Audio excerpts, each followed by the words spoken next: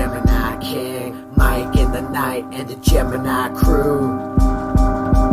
Ooh!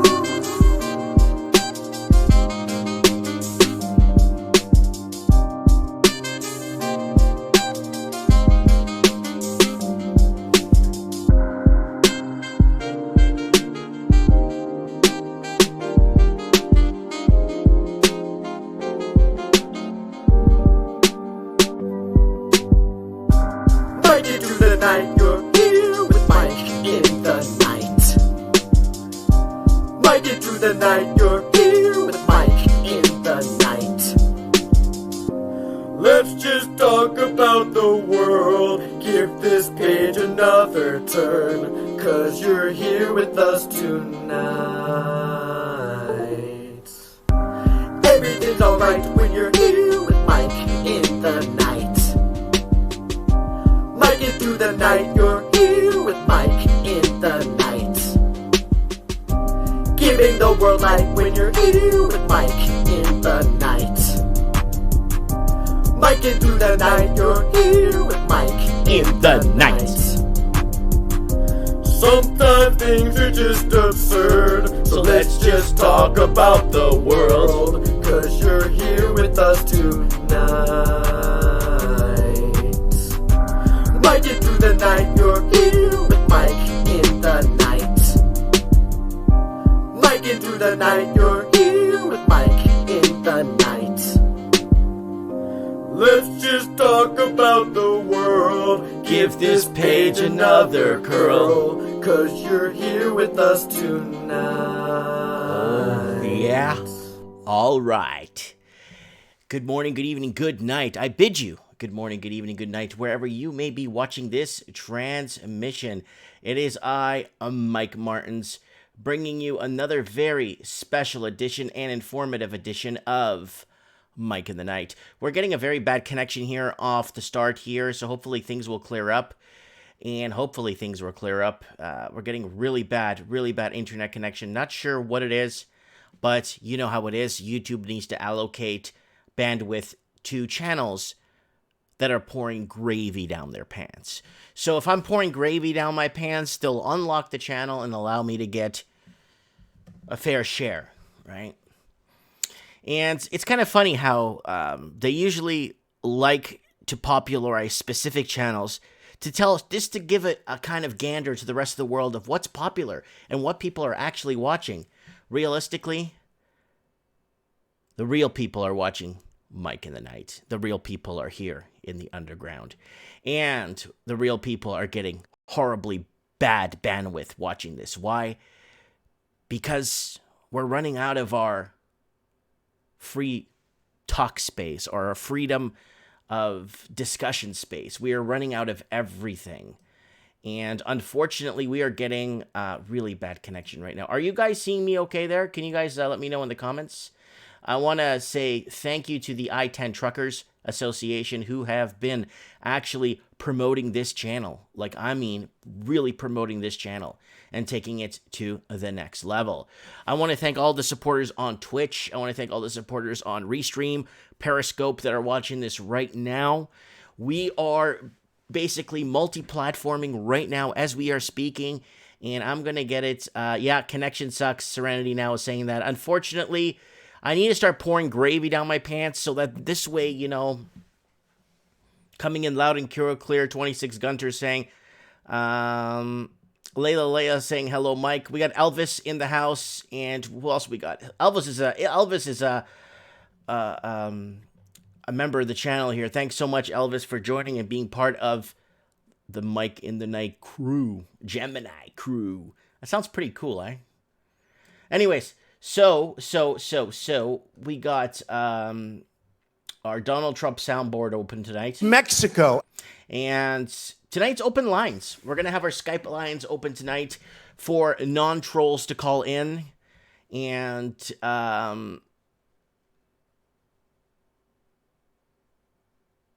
someone's saying it's a Seinfeld Serenity Now. Serenity Now. Yeah, that's a Seinfeld reference. That's correct. Yeah. Yeah, I'm getting really bad connection, guys. So I'm going to try my best to plow through this. It looks like we're going to lose connection. it's like going at like 10 kilobytes per second and it's dead red. And that's usually what happens, guys. It's usually the case when you're not speaking or promoting of things or discussing of things. Because what it is YouTube needs to show the rest of the world what's popular. If they open up every channel to fairness, like say every channel is an open platform, every channel for himself, go ahead, get your own subscribers, do it all on your own. Let's see who's gonna make it out there. You'd be surprised of how some of these channels that are completely being oppressed would be completely to the moon if we were allowed to. We have to now self-censor ourselves all the time. Razi Khan's asking, what's up? Who are the guests tonight? You are the guest. Add me on Skype, guys. Mike Martin's 1980. Go ahead and throw me a one-liner there. What else we got going on? We got lots of people on Skype tonight. All right, I'm just going to kind of ignore this connection because it's really bad. So, Mike, do you use only Skype? Yeah, because Skype is like plugged in, hardwired into the system, so the guests could hear you well.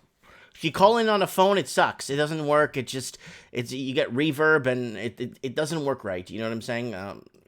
Skype is wired in and it works nice, and I've been using it for almost 2 years now. And then other channels started doing the same thing. I kind of started this little thing here with this 3 years ago when I started Mike in the Night.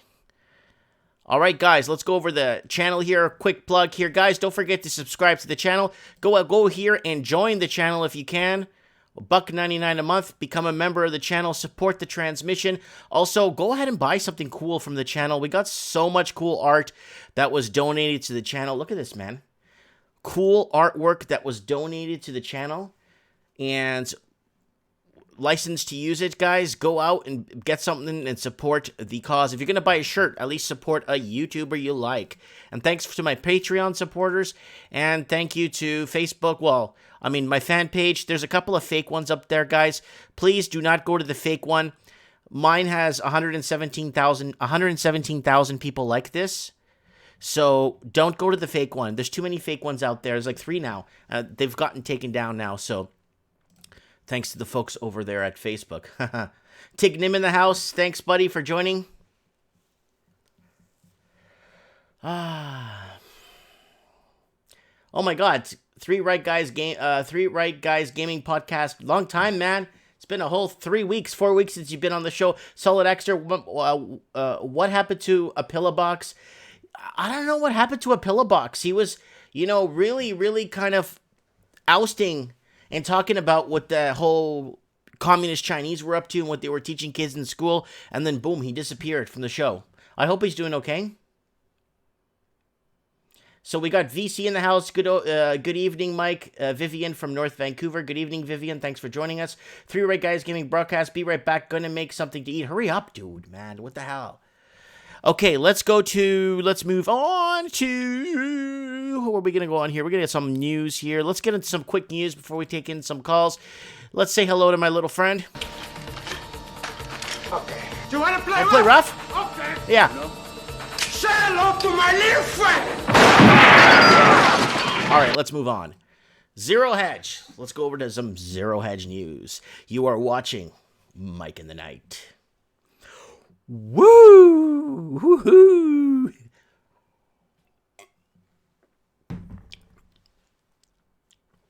Silver is real money in the house.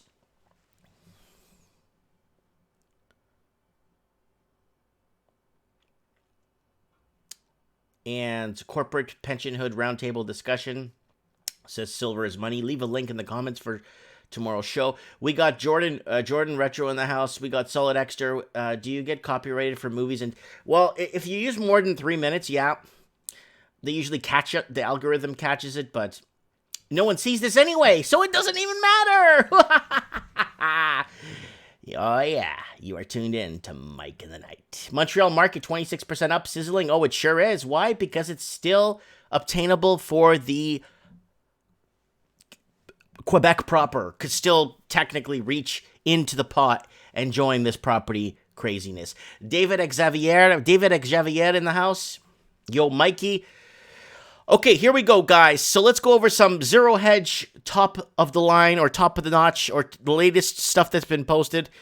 Death to liars. Iran swept by wave of protests demanding Ayatollah to quit over airplane downing. You know there was going to be lots of problems with this, right? Right. If the U.S. does that, it'll lose Iraq forever. Trump threatened to cut off Baghdad's access to its New York Fed cash. The Fed is not political, it's geopolitical. Oh my God. Walmart testing robots for fulfilling grocery orders. So they're going to start getting robots. You know? The other day I saw a picture of the Jetsons. And this is supposed to be 2020. Let me show you what 2020. Let me show you what 2020 is supposed to look like. This takes place in 2020. Right there. That's what 2020 is supposed to look like. And these are what the robots are supposed to look like. Yeah, well, we have treadmills. Dog walk treadmill. Oh, that's pretty cool. Let me see. If anything, we're moving back towards bedrock. We're going back in time with our politics, and we're going back in time with our medicine. If anything, like I said, we're going back to bedrock. We ain't going into 2020. This is what 2020 is supposed to look like. That's what they said it looked like. That's where it took place. But no. 2020, Britain, Siberia. Remember this, guys?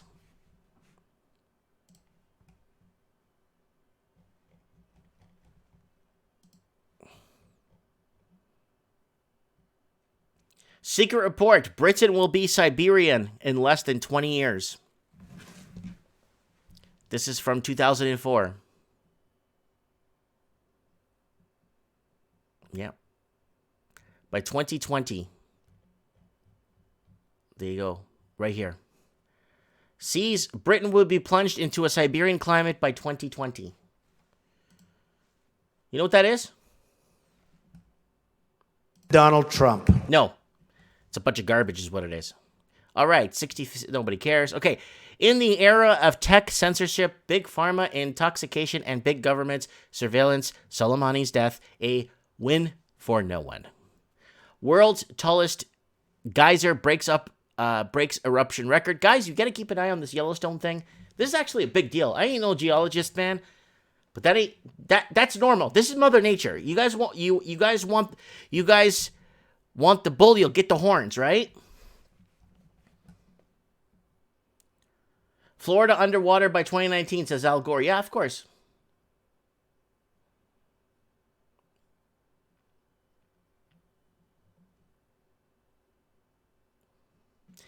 Layla saying, I hope America will wake up. Not sure they will. Silver's Real Monday is saying it's calling propaganda.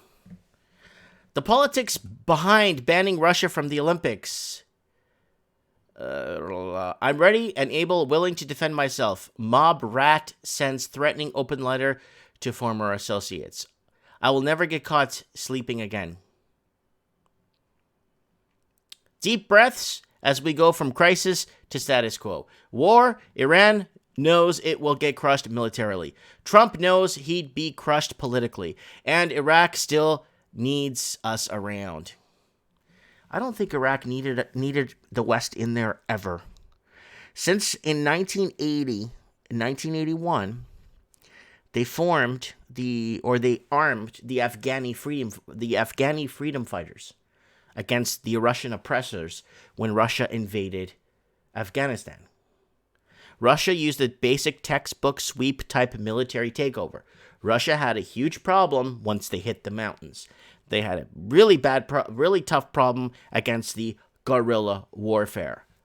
And what did America do? They go ahead and start arming the Afghani freedom fighters who are loyal to the West.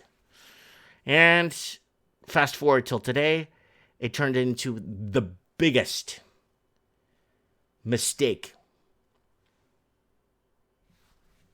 historically, of mistakes. Bitcoin can gain 100% in 2020, having not priced in, says a fun start. Elon Musk tweets that Bitcoin is not his safe word. Mrs. Clinton, the amazing amnesia of delusional Democrats. The left flocks back to Hillary in fear of Trump's aggression, but don't they remember her own plans for Iran? Yeah, everybody knows what she was going to do with Iran the second she got elected. So, woo!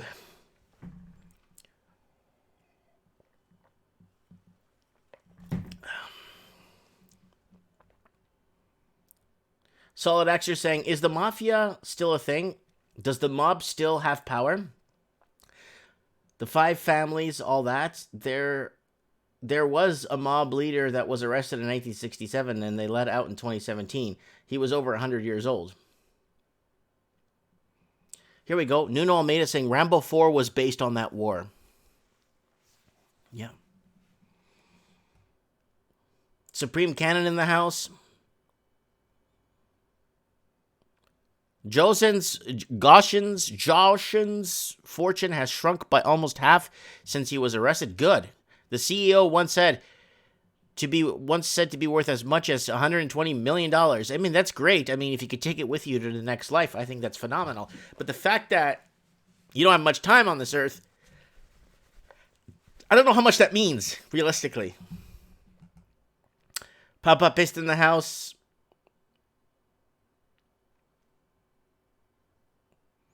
Too Fat to Fish said, what happened to Raven? He's here. He's probably watching right now. SoftBank is beginning the new decade how it ended the last. SoftBank's reputation is now taking a hit in the startup community. Bullcrap, startup crap. Look at me work, or work me, or you work, or whatever the hell that crap is. Putin and Merkel urge all parties back to Iran deal, vow to preserve by all means. All right. She's still like president or chancellor of Germany. Like, she's been chancellor of Germany for like the last 15 years. That I remember this lady being in there when I went to Portugal like 10, 15 years ago. She was chancellor.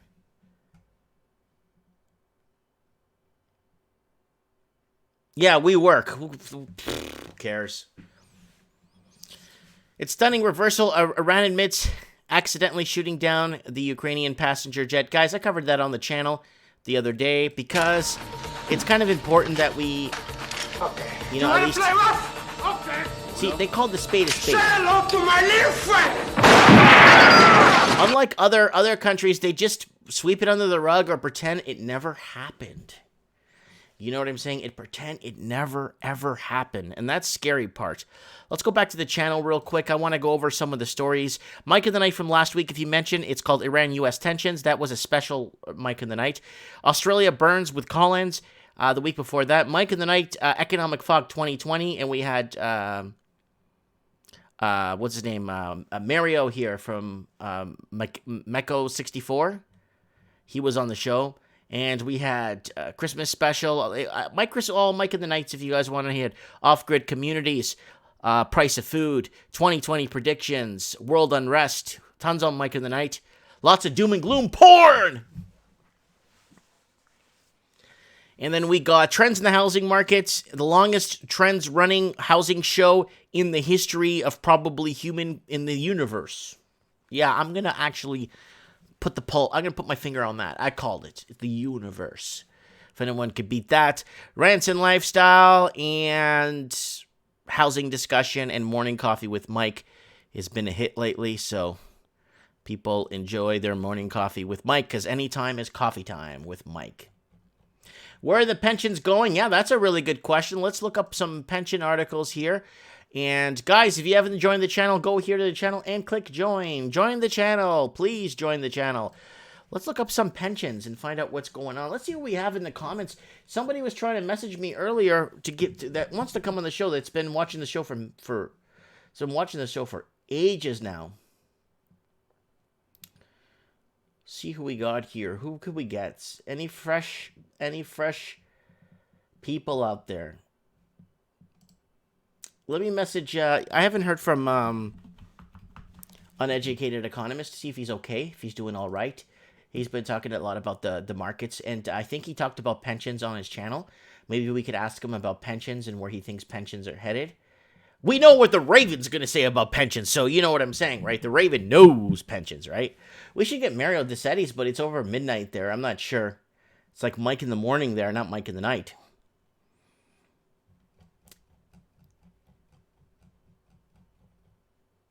Mystery Banana. Mystery Banana. Message me, Mystery Banana, because I can't find you here. Can't find her.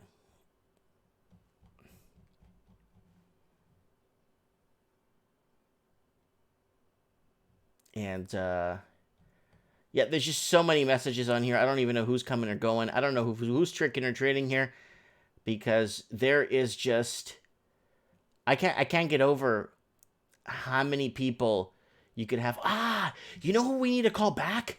We need to call back that lady in Australia that had a fire like a mile away from her or 20 miles from her. Let's find out if she's okay. I'm going to call her. I'm just calling her out of the blue. I don't know where she is, but...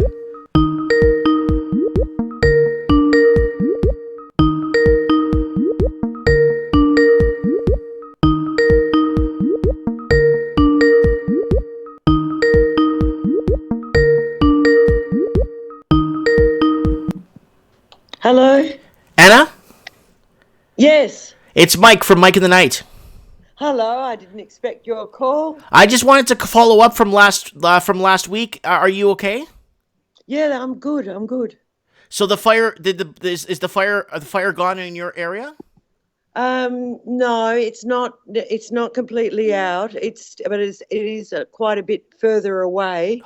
One of them has taken 6 weeks, and I just spoke to a friend, and it's in the where is it? It's up at what's called Lower Mangrove, that region. Okay. That's the 3 Mile fire. That one, I spoke to her today. She said that one's finally out.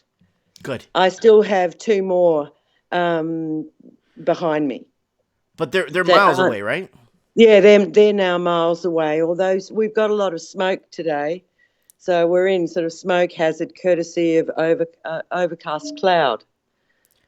So the clouds trap the smoke in, so it looks like everything's burning, but it's just trapped smoke from some fires that are going on in the Blue Mountains. Okay. Yeah. That's really good to hear. That's what we needed to get an update on what's going on there. So we could. I thought about you, and I'm like, you know what? I better call Anna to find out if she's okay. And it's good. I got a lot of listeners that were asking about you. Okay. Yes, yeah. things are sort of settled, but what we're getting is light misty rain, and then it dries up, and then another bit of light misty rain, it dries up, and the temperatures have reduced.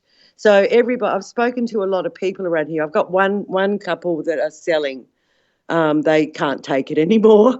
So yeah. Oh. But for me, yes, it's almost like it feels like winter.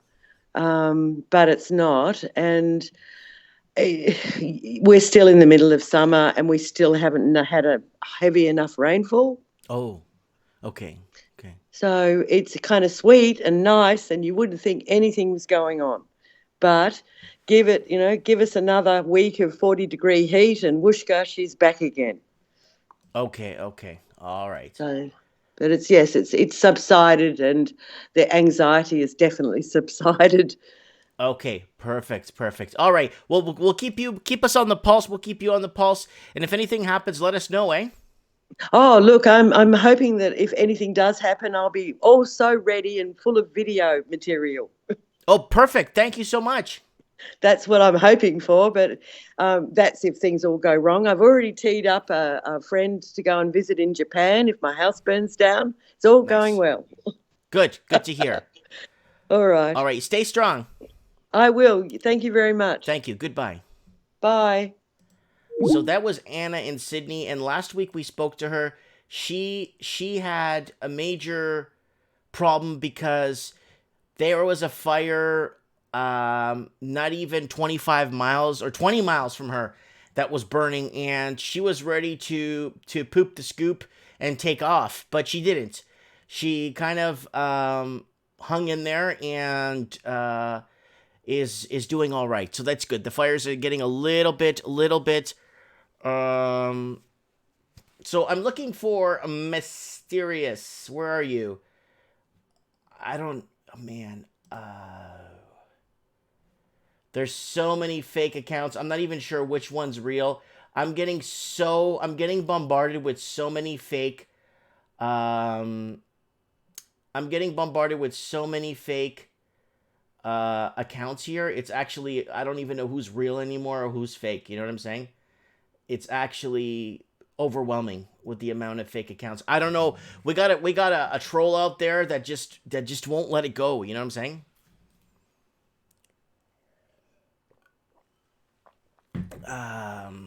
I don't see anybody here with that name.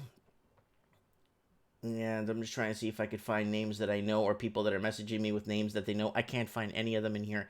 I have over 1,100 people here. And just, yeah.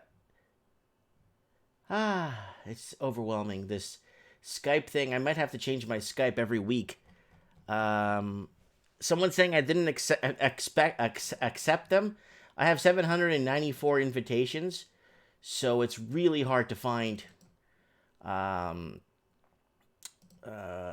recent chats, sort by time, hidden chats, mark as read, hidden chats. I have nothing here. Let me see, sort by time. Mark is all red. Hide favorites. Yeah, you're going to have to keep messaging me until they give me a notification. But when somebody trolls a fake account, it just comes to me like front center when I'm trying to do my show. And it's and it's really annoying when you're trying to find somebody on here. It's so someone says, no, there's nobody by that name here on my thing. I'm searching Skype. So I'm just trying to see who I have. All right, let's go back. All right.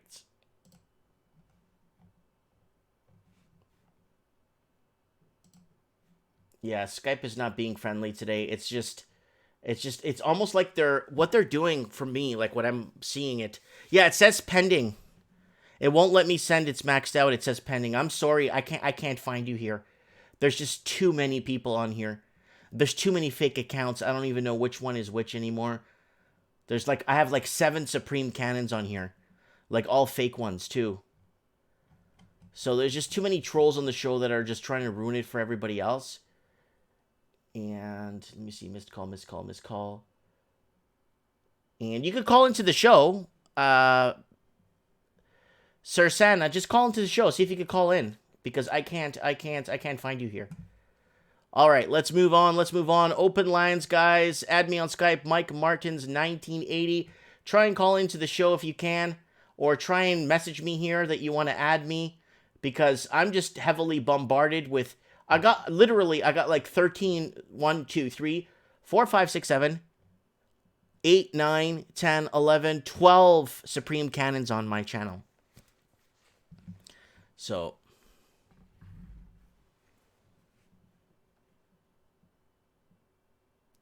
Three Right Guys is saying, where's my fake imitators? I don't know, man.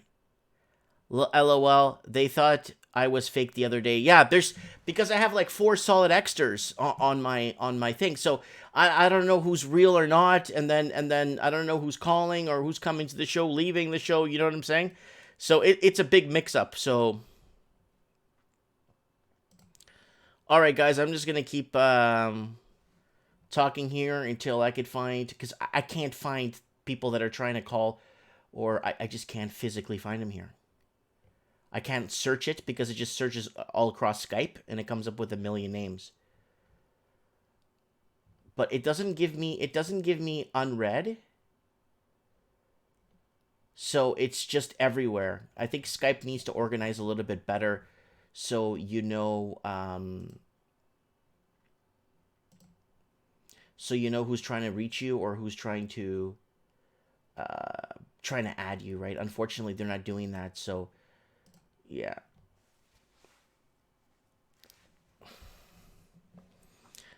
Mr. E, I have no idea. No idea where he's at. Okay. What's the topic tonight? Well, tonight's open lines, and if you guys want to call into the show, add me on Skype, Mike Martins 1980. If you could find a way to message me so I know you're trying to message me, that's great. And if I can't find you, I just can't find you. Skype likes to connect people, I guess, that they feel are real accounts, or they feel that are people that are legit accounts. And unfortunately, it's just an absolute disaster. So I don't know who's trying to reach me here or who I'm trying to reach. So I'm not going to go on with the same song and dance all night. Best coffee in Canada is Wendy's, says 3 Right Guys. All right, guys, let's go on and talk about what is happening here. All right, let's get back. So we were talking about this. I love how they try to spin things. And why this one here, I just couldn't believe this. Britain will be plunged into Siberian climate by 2020. What are they, out of their trees? What are they thinking? Like, you know what I'm saying? Like Mexico. Yeah. So, okay, we got people saying they want to call into the show. So if you want to call into the show, let me know. Mike Martins 1980. And I could see if I could find you here on Skype. Just send me a message. And send me a message. Come on the show. Let's talk. Tell me what's on your mind. Don't be scared. Don't be shy. You could try. Mike in the night. Open lines. So I don't know what to do with Skype and how to have it organized so I could look at the messages only of people trying to message me. Because that's not happening. Because I don't know who is who here or anybody here. So we'll just get 3 Right Guys on. I haven't had him in a while. Let's see what he's up to.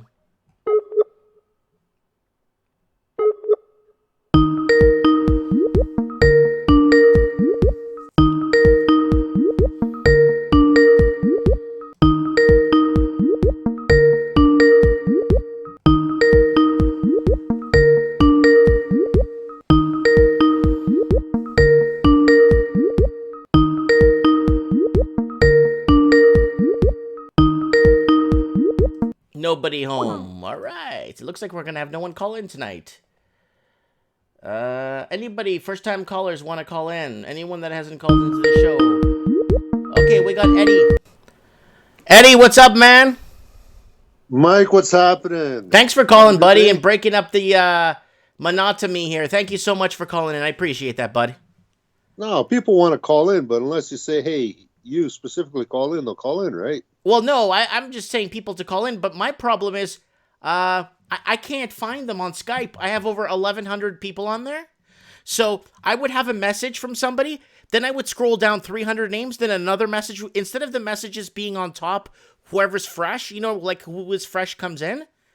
Do you understand what I'm saying? You're too popular, Mike. Yeah, but it's not giving me the order of last person that message. It's actually breaking it down a couple of hundred down. Every 100 people, there's another person, and then another 100 people, there's another person. You know what I'm saying? Yeah. So you have to weed it out on yourself, and it's just too much. I might have to go to another platform then. Well, how do you produce your show right now? What are you using? What software? Oh, it's easy. It's called OBS. Oh, I know people that are using OBS and they suffer with it. Yeah, it's not OBS. It's Skype. It's not because OBS isn't controlling my phone calls. Okay. It's Skype that's doing it, and I can't find people. I can't find So I have somebody else that just joined Skype, and I don't know who this is. It's just the number. Anyways, you want to talk about some local Canadian stuff? Tell me what's going on, buddy. What's going on? Well, I don't know if you heard, but one of the big leaders for Anti-Racist Canada, which is an Antifa left-wing, Bernie Farber backed website, got ousted this week. Mm-hmm. Guy turns out to be a teacher in a Catholic school in Alberta. Oh, really? Yeah, and if you have any articles, if you have anything that's even slightly right of far left, you fail. Well, they're starting to do that now. They're starting to become more and more. I don't know how to say it. They're trying to become more and more. They want people to start self-censoring more and more, and it's becoming a bigger problem. And they're trying to program us to say the right thing at the right time, even though we're not allowed to say what we feel. And that's becoming a problem. It's becoming a problem for me here on YouTube that I have to be able to basically be careful what I say because they're just going to close me down. I guess I've been lucky because I've been speaking the truth. I don't care what they think is right or not. Well, what they're doing is they're actually they're doing it to me. I'm not going to lie. They just actually hold you back. They just don't let you grow.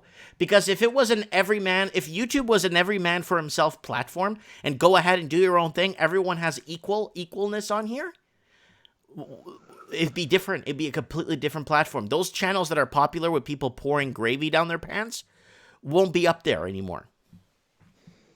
Okay, consider this. You got corporatocracy, right? Mm-hmm. They make money by controlling people, do they not? Selling your private data. Yeah. Yeah. Well, 5G's on its way here. What do you know about 5G? Similar frequencies to microwave. I don't think it's as much as a personal threat to people, but you got to watch, make sure you don't pick up more than 600 microfarads locally at home. Mm-hmm. And if you get a little bit of exposure, I'm really not that afraid of it. Mm-hmm. But I am thinking about getting a meter to see how much exposure I'm getting daily here at home, or there's towers close by. Do that. Actually do that. Get the meter and then maybe do some of your own kind of investigating and kind of your own sleuthing, and then come back and let us know too. Inform us. Well, the American standards are 10 times, and Canadians fall into the same group, 10 times what they allow in Europe, eh? Mm-hmm. So, and if you look at the science, they've kind of fudged the science. They figure you're safe because they did the work about 10, 15 years ago on exposure levels. Okay. And they figured the average person will make 1 to 2 calls a week of 3 minutes or less. Oh. So do you think it's overrated? Well, I think the biggest danger to people right now is putting a cell phone up to your ear and talking on it like it was a regular, normal landline. Neil Peart just died of brain cancer. I know a lot of people that have brain tumors, like a lot. Really? And really. Do you think this is due to exposure to cell phones? Oh yeah, big time. That's scary. Personally, I had a little bit of skin cancer, and it was right where I usually rest, the corner of my phone. You're scaring me, dude. I cut that out 10 years ago. Use a speakerphone, you'll be fine. I use speakerphone all the time. I use speakerphone, or I use Skype, because when you use Skype, it's using Wi-Fi. It's not using the actual like landline, like the actual like phone. Yeah. Yeah, cancer's becoming common, saying Razi Khan. Oh, big time. And then you look at our food supply. We don't have the micronutrients we used to get, say, 100 years ago. Mm-hmm. We're a lot fatter than we were 100 years ago. Mind you, the food's better. We've got more of it. But it's the processed foods that are getting to us, and we're not getting all the nutrients we want. Mm-hmm. And I think people that take a little bit of vitamins here and there, they're probably doing better than those that don't. Yeah. I'm hearing you. So the food, where do you think the food's gonna end up? Like, where do you think our food? Okay, never mind food. Let's talk about medicine, pharmaceuticals. why is it continuously going backwards? It's like we needed 800,000 people or 1 million people in San Francisco to die of AIDS for them to finally produce some sort of a vaccine. Why is it always backwards? What's this agenda with finding cures? What is it? Is it against the law to find a cure? You want to buy the AIDS? Go ahead. I'm not buying into it. I've looked into it, and a lot of the AIDS is propaganda. If you look at the way the testing is done, they look for certain markers. Now, those markers also turn up on people that are heavy cocaine users, people that leave a very, what's the word I'm looking for? That kind of lifestyle. And it's going to take a toll on your body. It's just like an alcoholic. Somebody that drinks heavily and smashes a 26er every day, you're going to destroy your liver, but rather than look at the liver, they look at your blood work and they say, well, you've got signs of liver damage, right? The same kind of thing with AIDS. It attacks different parts of the body. Like look at the people that were doing a lot of 10 years ago. A lot of them came some up of the with heavy users, they were getting their bladder was just destroyed, right? Yeah. Ecstasy was destroying a lot more than bladders, but it was also doing something for some inner wall damage in something in a part of the stomach too, and a lot of them had stomach problems, right? Yeah. Yeah, I don't know. I couldn't fathom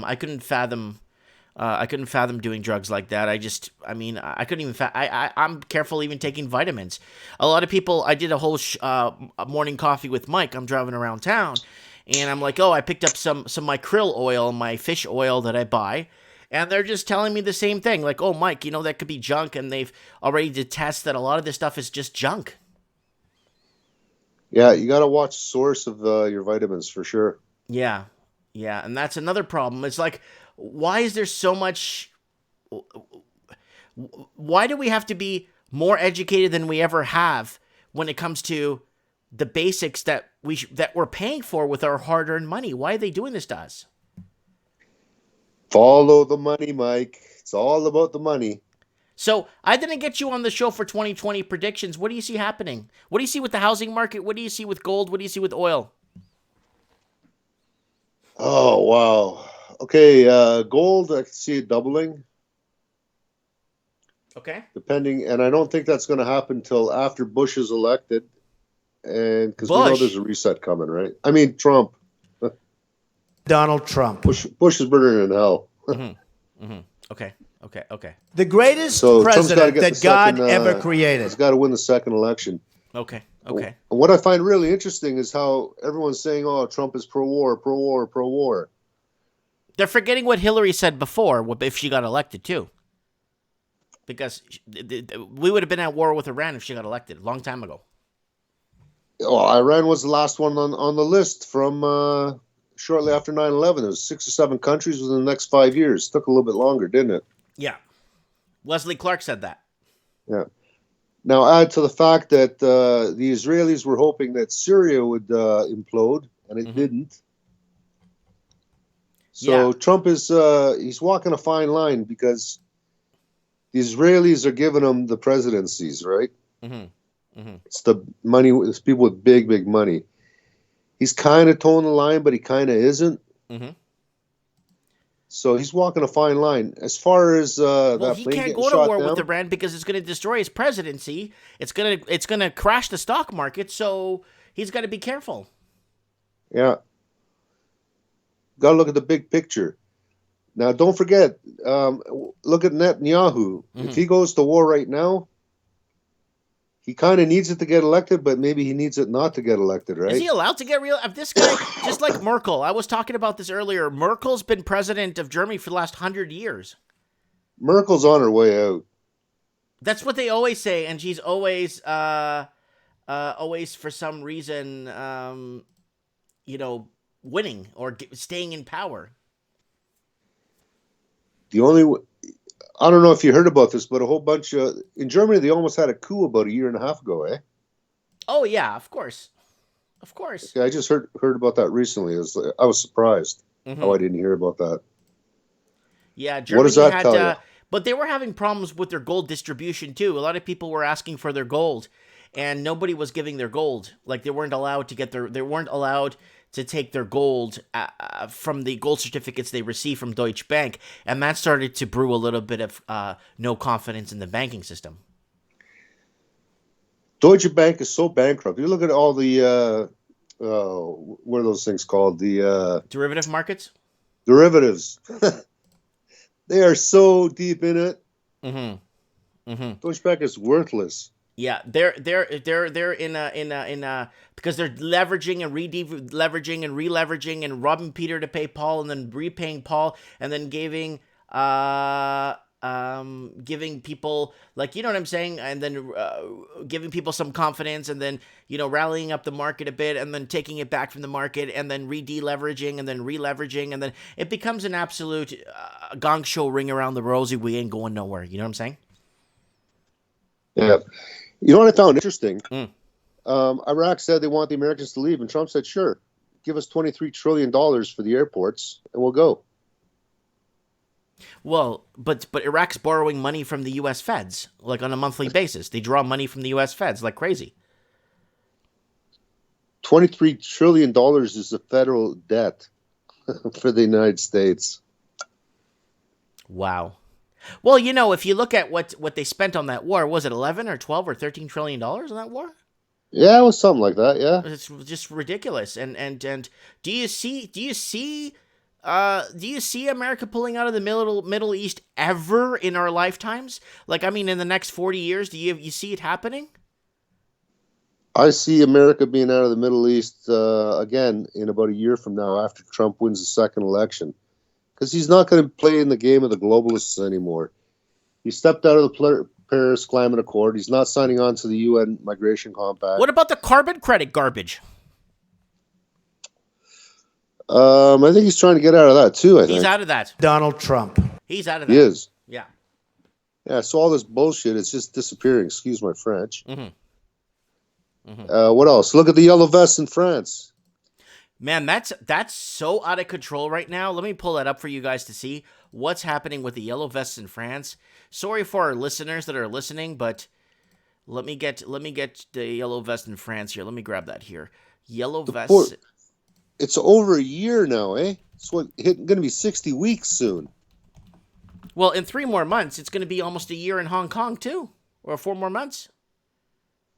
Yeah. So let's go to news. Here we go. 18 hours ago, French police face probe after video emerges in Paris protest. I think they were beating the crap out of innocent people. Here it is. Here, Paris protest clashes. This is not ending. This is going to be what you might call it, that movie with the guy where the world is out of water, and Mad Max.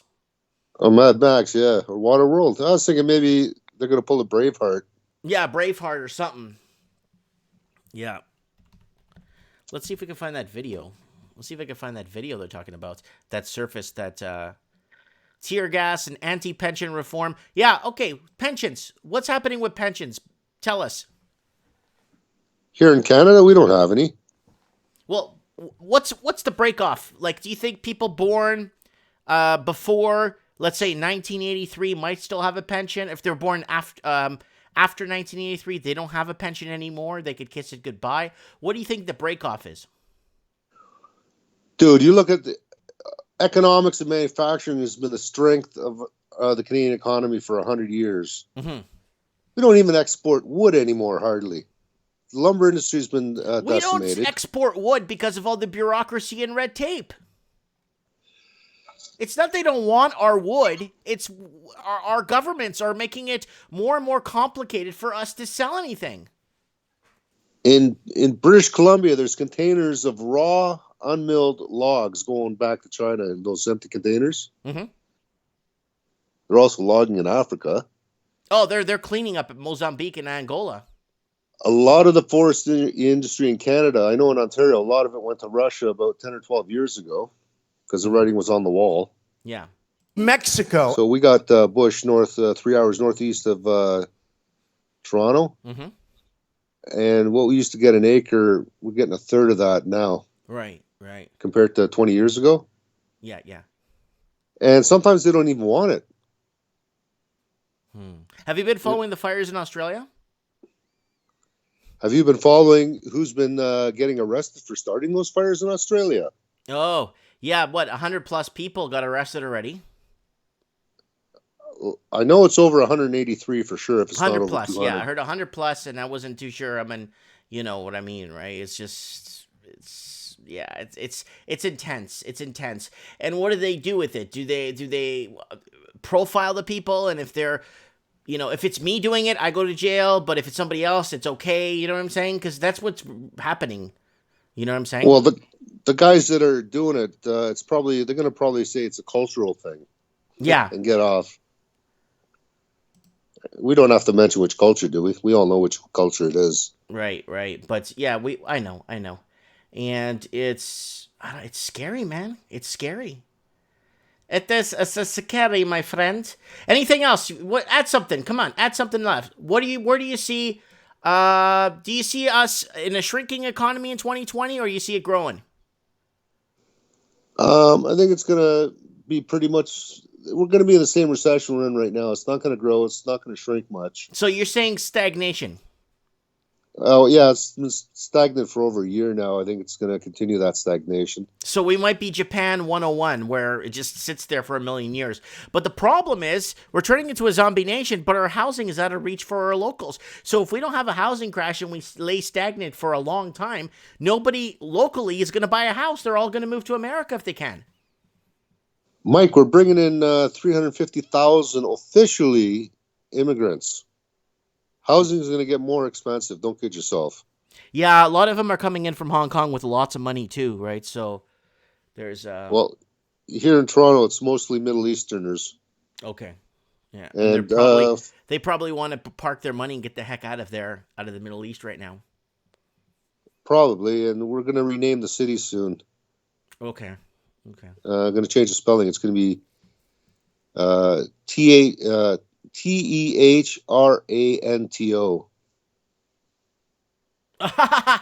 Woo! Anyways, yeah, no, it is what it is, and that's where it's headed. And it's like I see a lot of the people Ed, have you heard about the amount of Europeans going back to Europe? Only from you. I haven't experienced that personally. Okay. Well, you know that the Italian government's been propagandizing, or not propagandizing, but promoting Italians to move back to Italy, and they'll get a house for $1. Is that only for Italians? Well, the Italian government did that because there's too many empty cities throughout Italy, right? There's too many empty little towns. They're just abandoned. So that you know what I'm saying? And that would basically, I don't know how to say it, give them their culture back, I guess. And a lot of people actually have been taking up the government on this, actually taking them up on this. Well, I like what they're doing in Hungary. You look how that country's turned around. Mm-hmm. You have 4 kids, you get a house for free, isn't it? Really? Or something like that, or... I know for sure you get a free car. You don't pay taxes if you have 4 kids. Oh, I didn't hear about that. I know Libya was doing that. If you got married, like back when Gaddafi was the leader of the country, if you got married, you got some support, and if you had your first child, you got support from the Libyan government.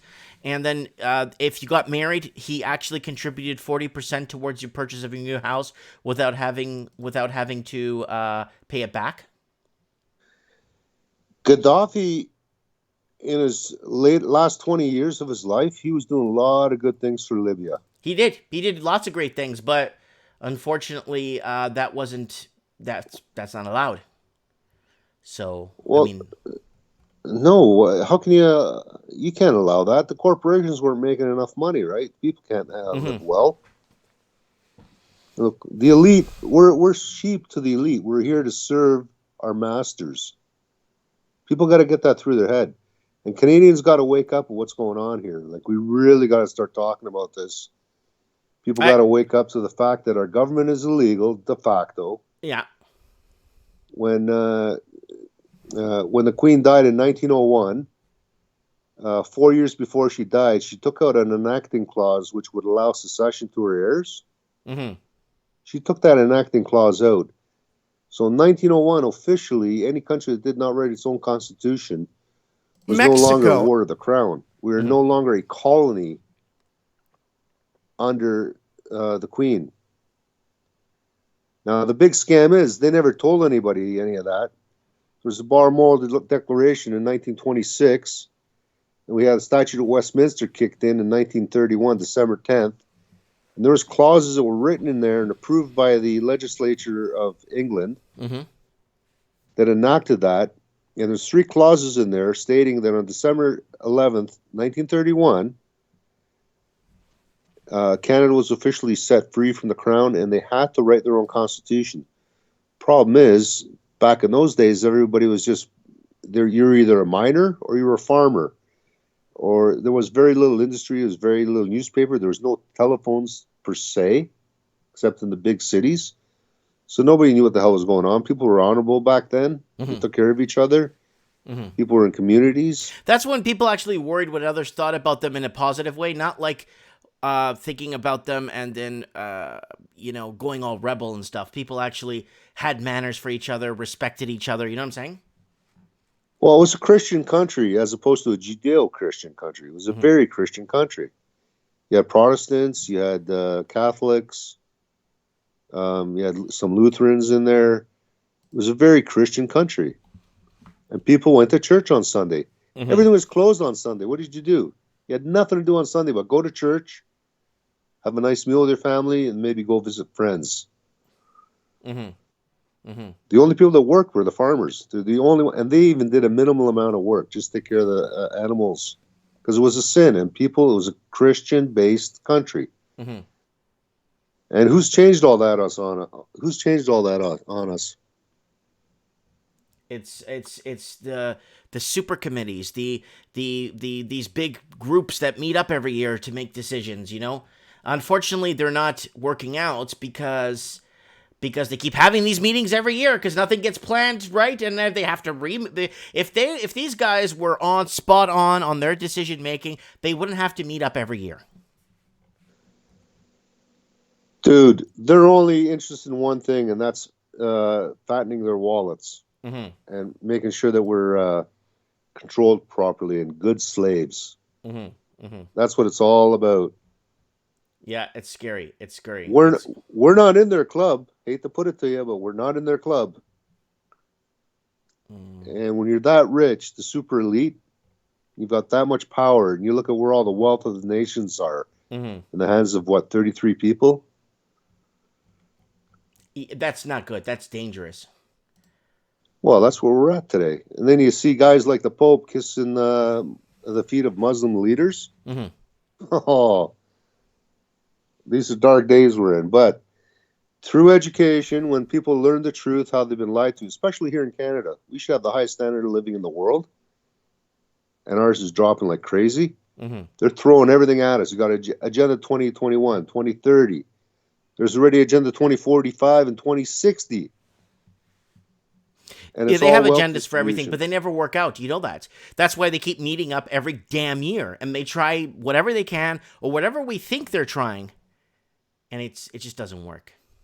All right, Eduardo, I'm going to let you go, buddy, and I'm going to thank you very much for calling in and saving the show. Oh, I didn't save the show, Mike. Your show rocks, man. Just invite people to call in. They will. I'm inviting people to call in. I'm having a really tough time here with this stupid Skype and organizing conversations. There's just thousands of people on my Skype. You know what I'm saying? And it's really hard to find out who's trying to message me, who isn't.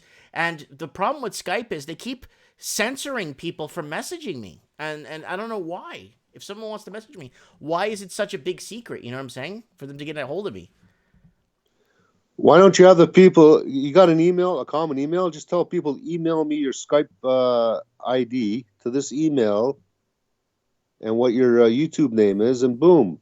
That way they don't hand out their Skype number and you know exactly who you're talking to. Like, there's a girl messaging me right now in the comments. Sir Santa, right? Nanny L. Do you know how many I went to people, Nanny L?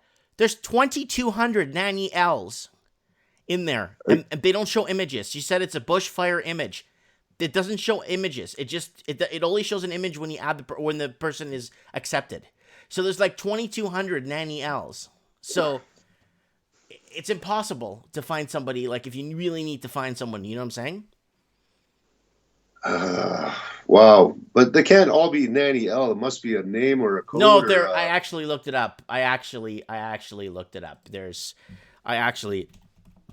All right. Well, tell people to email you their phone number, and you can do a phone Skype call. No, You could do that too, but it's just too much.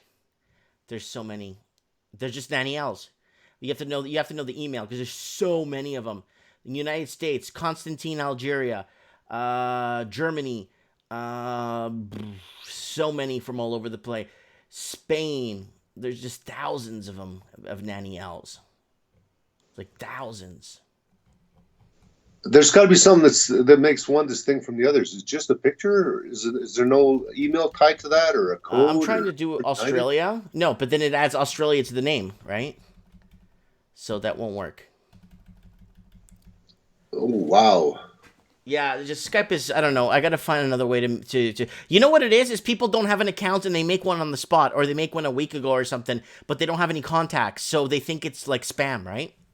Right. That's probably what it is. Yeah. All right, Eddie Money. We'll have you on the show soon. Stay strong. Stay out of trouble, eh? Hey, can I give a plug for tomorrow night's show? Go ahead, please. So I don't know if you guys know who Doug Force is. Okay. The Myth is Canada. Demise Canada or Demise what? The Myth is Canada. The Myth is Canada, yes? Yeah, what he's talking about is exposing all the lies that we've been exposed to in this country, and how actually the government we've had has been de facto since 1931 here in this country. And he's bringing forth all this information. He's trying to educate people on the real history of what Canada is and how it stands legally, and all the frauds that have been corrupted on us, and all the fraud in government. And it's not just the Liberal government. It's all the governments that we've had in the past.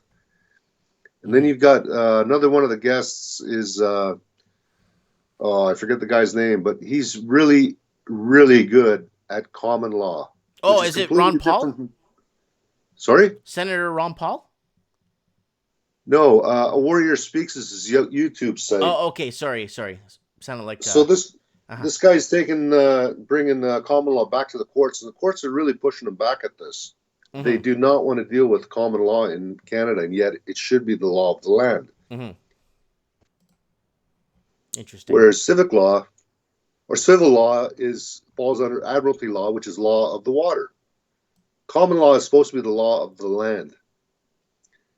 And this guy's been going at this for over 20 years, and he's finally starting to get some successes. He's another one. It's kind of like me with housing for the last 7-8 years, and it's fallen on deaf ears. Well, a lot of guys are coming forward on their channels now and getting 70,000, 80,000 views per video and being called as the housing discussion king of the world. And it's like, wait, I've been talking about this for years. But, yeah. I don't know. So, anyways, he's another one of the guests. You got Rance Derrick from the Plaid Army. I don't know if any of your viewers know about him. Mm-hmm. Another YouTuber. He's got about 7,000 subscribers. Okay. And a bunch of people from Saskatchewan and Alberta.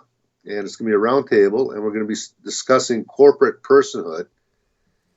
Okay. And this is another one of those things where people have been kind of not lied to, but we never knew about what we are as legal fictions and that. Oh, give me a break. You actually think they're going to actually tell you something? You think the government's going to tell you? Come on. No, they want to rule us, and this is how... I am a man, as are you. But as soon as your name is in title, like capital letters, which it is on all government documents, you become a dead corporate fiction. Mm-hmm. Yeah, and I heard that. Actually, some guy was telling me this a few years back. Exactly what you're saying. Well, people have been trying to get the word out, but it's been suppressed. But we're going to be reaching critical mass here in Canada in about another month or two. In Alberta, I believe it's already reached critical mass. A lot of people already know what the Myth is Canada is. Mm-hmm. Just everyone's starting to talk about it. And when you got the combination of common law and the Myth is Canada, next year we will not be the country you think we are. People are actually getting busy trying to write constitutions. Yeah. It's growing. It's spreading. People are getting involved. Not everyone's going to get involved. A lot of people just can't be bothered. Yeah. Yeah. But a lot of people see what's coming down the pipe. We're going to save this country. In 5 years, this will be the best country to live in again. Yeah, it's going to have to words. it's going to rebuild just like every other country has and every other civilization. It happens, right? Yep. Okay, Eddie, you have a good night. Put a link in the live comments there for one of the channels that will be live for the show tomorrow so people could subscribe and follow, okay? Will do. Thanks, brother. All right, that's Eduardo there from Eastern Canada, who's more on the historical side of Canada and what laws were passed and when laws were passed, and trying to understand, trying to put heads or tails to what the heck is going on. I haven't had him on the show in a couple of weeks now, so I thought thank God for calling in. I'm just trying to figure out this Skype here. Unfortunately, I can't find this person that wants me. I tried 1999. There's like 130 of them. So you're going to have to message me. Then I'm going to have to accept it, but I can't find it here. There's just too many. It won't let me put this in order, so I'm going to find a new platform. Facebook is okay, too. You could call me on Facebook chat thingy on Facebook. We got Supreme Cannon, Red Pill Gary. We need to have on the show to call in if he can. I want some first-time callers to call in if it's possible. We are live right now. You are listening to a Mike in the Night. Let me just do a quick channel plug here, guys. Lots of time and effort goes into this. Guys, go over here, click and join the channel. Please support the transmission. There's thousands of videos and unlimited amount of content here to watch if you're bored. I got other series here, Game Store Business from Scratch. So we got Layla calling in. Hello, Layla, how are you? Hello, Mike. Is that you? Yes, it is. I'm not seeing that you're speaking on the... It's me. I have to dedicate my camera to YouTube. Okay. Shall I just wait for you to do that? How do you want me to do that? Just talk. We can hear you perfectly. Okay, because I'm looking at the video right now, and it's not... It doesn't appear that you're talking to me, so I'm not sure. It is because there's a lag of like 28 seconds. Oh, okay, perfect. It's going to catch up right now. Check it now. Okay, fantastic. Let me just switch to speaker. So you've been watching me for ages now.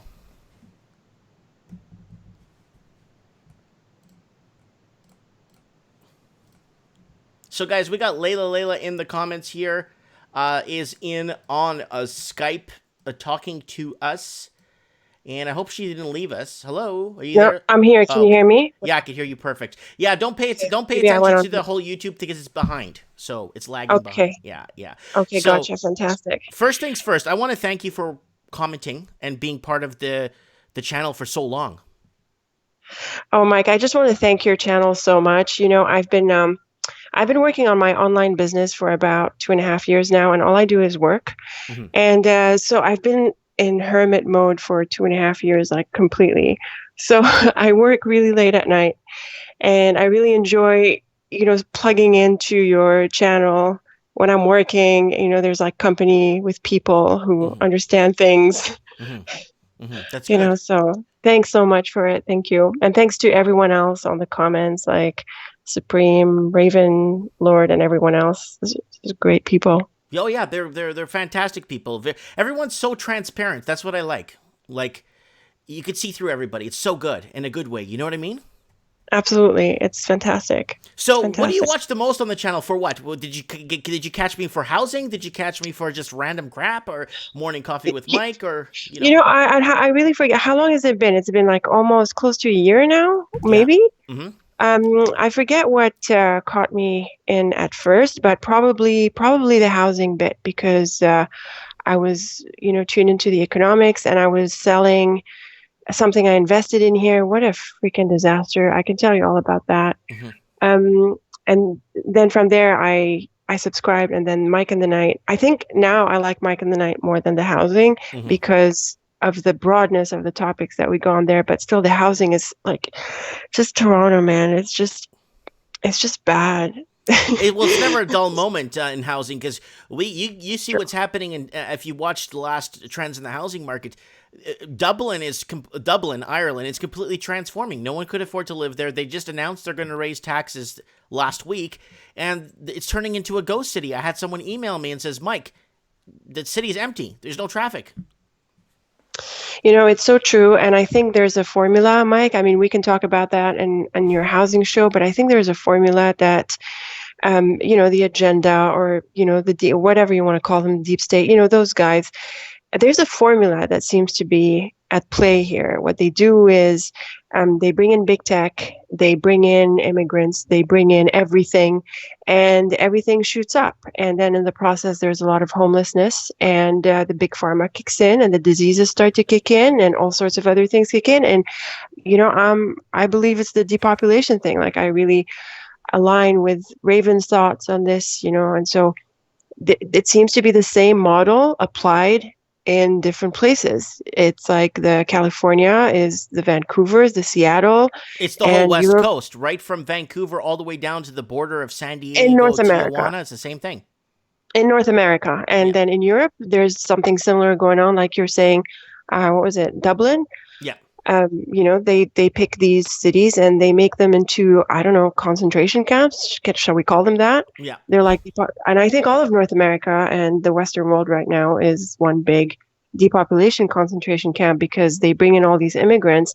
They cause the problems that cause the immigrants to leave their lands, and then they move them to, Exactly. So we have a comment in Razi Khan saying you can't blame everything on immigrants. I'm an immigrant. Hey, buddy, I'm an immigrant too.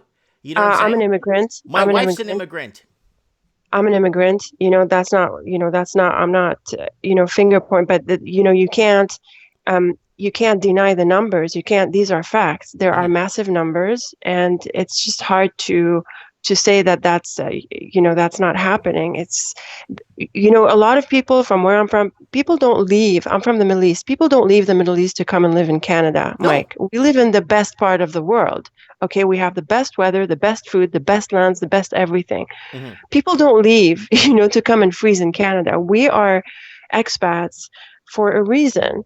And, we can get into the Iran business, tonight. I mean, this is mainly what I have in mind. But they cause a lot of the problems that gets us off our land. Like, for example, what's happening with Africa? I want to know what the hell is going on with Africa. What are they doing to these people? They are migrating left, right, and center. They become violent, and they're under extreme pressure. They're doing stuff to these people. They've been experimenting on things since day one. I believe in the AIDS conspiracy. I think it's totally invented, and a whole lot of other things are incubated in Africa. It's terrible. And I think it's done on purpose. And then they concentrate them in the Western world, and they use that to destroy the West. So it's all part of it. I did a documentary called Africa for Sale. It's in Portuguese, and it was dedicated, I did a couple of them. Economic crisis in Angola, and I've been to Portuguese Africa speaking at universities in Portuguese. Right. And believe me, I know what's going on, and I have this massive problem right now with people, cabinet ministers in Mozambique messaging me at like 2:00 in the morning because they're deforesting their entire country. China is, right? So they're taking out 98% of their forests. And this is a big issue. Africa is a huge issue. Africa is the playing ground for basic economic superpowers that don't have the natural resources in their own country, and they come and steal, whether they're stealing dirt to build islands, these war islands, or whether they're stealing natural resources. Instead of giving it to the people, they're stealing it. And that's why Africa has always been always destabilized. And what I was my dad lived in Africa. I was supposed to be born in Angola or Mozambique because I have family there even today. I wasn't supposed to come to Canada, right? So when people tell me to my face, or they tell me, Mike, go back to your country, I would love to go back to Portuguese Africa or even parts of Brazil. I would love to, but you destabilized it and ruined it for us. Yeah. And I think that's all part of the same agenda, so whatever you want to call them, I mean, we can agree on a name for them, but they cause the issues that cause migrants to leave their lands, and then they do all sorts of things to these people. So in the Middle East, for example, we know who the sponsors are. They've been, feeding ISIS. They've been radicalizing Muslims, and they use them in the Middle East, and then they export some of them to Canada, to America, and they get them to create all of this problem. So ISIS and the gang, and every time there's an American president, this gang is rebranded. So it's Al Qaeda, and then it's ISIS, and then next time it's going to be something else. But it's the same thing. No, and so it's actually it started with Afghani freedom fighters, and then it changed from Afghani freedom fighters, it changed to Afghanistan Guard, and then then they changed the name to Al Qaeda. Then they changed it to ISIS. Then ISIL. Then I don't know. Here you go. Going. But at every turn, it's the same. It's the same gang. Like, we know who they are. We know where they come from.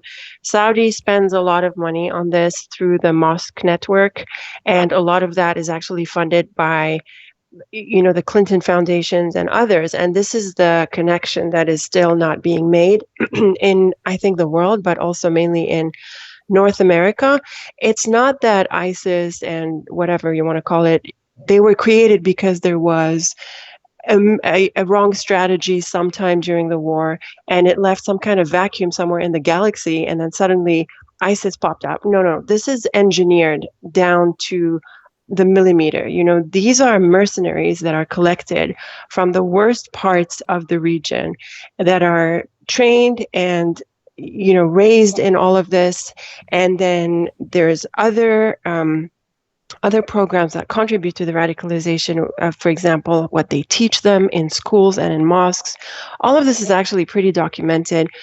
And they start to build them generation after generation. I mean, they've been working on us pretty much since before 48, since before Israel. And so the purpose of that actually is to do the dirty work for the US and Israel in the region. Mm-hmm. And so now the reason they don't like the Shiites is because the Shiites are actually among the few, and there are plenty of Sunnis. I'm not trying to, separate the two, but the Shiites have been really at the lead against ISIS because they know what's behind that. Exactly. And and I'm not saying that Americans support that, but a lot of Americans are not aware that this is what their government has been sponsoring, and this is what the deep state has been sponsoring, So that's why I think the deep state wanted to get rid of Soleimani, because he was really at the lead of this, and they're really successful. And even in Fox News just recently, they've admitted that they lost in Syria and they lost in Iraq, and they're telling Trump to just get out. Oh, America hasn't won a war since World War II. Right? Exactly. They haven't won a exactly. War. They lost Vietnam. It was an absolute tragedy. It went full communist, right? They lost. I mean, they didn't get into China early enough, because if they raced into China after World War II, they could have at least secured half of it, or the southern part of it, under Western powers. They lost that. Well, at least we got half of Germany after World War II. And if you look at the countries now that are dominating or dominated the markets first since World War II, are the countries that won and lost World War II are the ones that are dominating the markets now, or dominating. It's true, Mike, but World War II is another one of those massive engineered deep state operations. Yes. Like, even in the New York Times, not long ago, they just throw it. I don't know why, if they want to do this whole conspiracy, why do they even throw us the clues? New York Times even admitted that the BIS, which is the Bank of International Settlements, was sponsoring stuff for Nazi Germany. And Bush Sr. had connections with Nazi Germany, not with Germany, with Nazi Germany. Of course. So there's a whole conspiracy here, and I believe, I'm not denying anything about the tragedies that happened. Too. Right? I'm not denying any of the tragedies, but a lot of people say that the main purpose of this was the creation of the State of Israel. Like, they needed to create, here you go, another mass migration. Here you go. So they are behind these massive movements in the world, because they move them around, they appropriate the lands, and they use them for other operations in different places. And this is exactly what is happening, between different parts of the world, and right now, the West. you know. So that's the big deal. And this ISIS thing, this charade, it needs to end. And Zarif from Iran, he is constantly tweeting, and whenever he gets to speak, and he speaks often because he's pretty popular, he throws it out there. He throws it out. He said, this is a charade. There are people who are directly sponsoring ISIS, and we are fighting them. And I really think that Trump didn't want this. I think this is a big mistake, what the U.S. did. They're losing on every front, and I'll tell you a little bit about that. But I really don't think Trump wanted this. Trump was the only person who was willing to sit with people. Even if they were going to be at each other's throats, if they are at a table, they're not going to be at war. And he was the only person who was willing to do that. And even Fox News, if you followed the narrative, and I've been following them really, really closely since his election, they were working towards a real civil conversation with Iran. He was the only president who was willing to do this. During the UN meeting, I think it was several months ago, I think 6 or 7 now, both Rouhani and Zarif made it to New York, and they both spoke to Chris Wallace on Fox News. This would have never happened, ever. This is completely unheard of. And then what happened? Trump fired Bolton, and then after that, someone tried to poison him, and I think the only person who reported on that was Paul Joseph Watson, because just within a day after that, Fox News was covering it, and it's oh, nothing happened, and Trump was on, and he was oh, I just went to get my physical. What the hell is all of this drama about? And that's BS. Okay, someone caught it, and apparently his taster got poisoned, and so he immediately got checked in, and that's apparently the reason why Trump eats at McDonald's and stuff like that.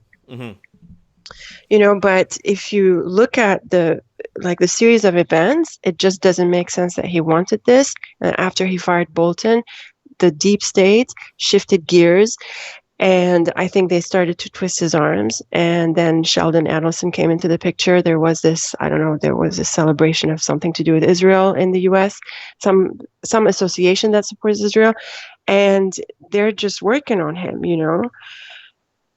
So they got to this. I understand. They got to this. And I don't think he's happy with it. I'm watching the interviews very closely. I think he's really upset. And then what's amazing is that this is going to completely blow up in their face, because I don't see how people who want to be in the Middle East do such a thing, because this is like a passport out of the Middle East. Now what's happening, all of the narrative is so fake. It's unfortunate, because it would have been an opportunity for Americans to be aware about what's going on in other parts of the world in a new way. But of course, what they did is they turned it into party politics, just distracting everyone. We're not talking about foreign policy and the deep state. And by the way, Fox News stopped using the word deep state. If you recall, Hannity and everyone else was using it a lot. And now it's been a couple of months, or since the Bolton thing, they stopped using the deep state term. Yeah. But there's always going to be layers. There's always going to be layers, right? Oh, absolutely. Well, absolutely. What I'm saying is that, the media doesn't want people to be aware of this. And Fox News is owned by, what's his name? Murdoch. It's not like they were going to go off and do their own thing for long. Yeah, until they got, I guess, put in place or put in line. So where are you from? Where you said you were from the Middle East? What part were you from? Yeah, I'm Syrian, actually. Okay, I'm Syrian. So we'll call you Syrian girl. I'm not an immigrant. I'm not a refugee. I'm an immigrant. I never lived in Syria, though. I was born and raised in the Gulf. And I don't have much of a connection with Syria, but I might travel there soon. And we'll see what that's like. The last time I was there was to bury my father. That was in 2005. Okay. That was a long time ago. Yeah, long time ago. And I know. Historically, if you look back at Iran, for example, Syria, even what is that? Was Syria? Beautiful botanical gardens, malls, strip malls, all kinds of beautiful highways and all kinds. It's the oldest city in the world. What's that one with the tree? The the Cedars, Lebanon. Lebanon. You know, those countries, like, they got their own, you know what I'm saying? Like, they have their own mojo going. They have a good, you know, it's just this geopoliticalness is destroying the fabrics and kind of, there's something bigger at hand, and I think it's deeper than the deep state. I think the people even in those sections are still pawns. I think there's, like the other gentleman that was on the show said, maybe there's about 30 in the hands of 35 people.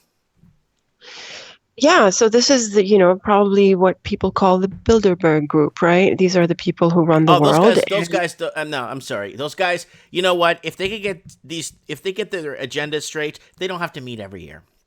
Yeah, right. Or they forward if they're meeting every year, obviously they're not getting through. So they need better leadership or they need to hire somebody or some sort of. They need to get somebody on there that's outside of the group to tell them what they're doing wrong, because they have to meet every year and they're going nowhere.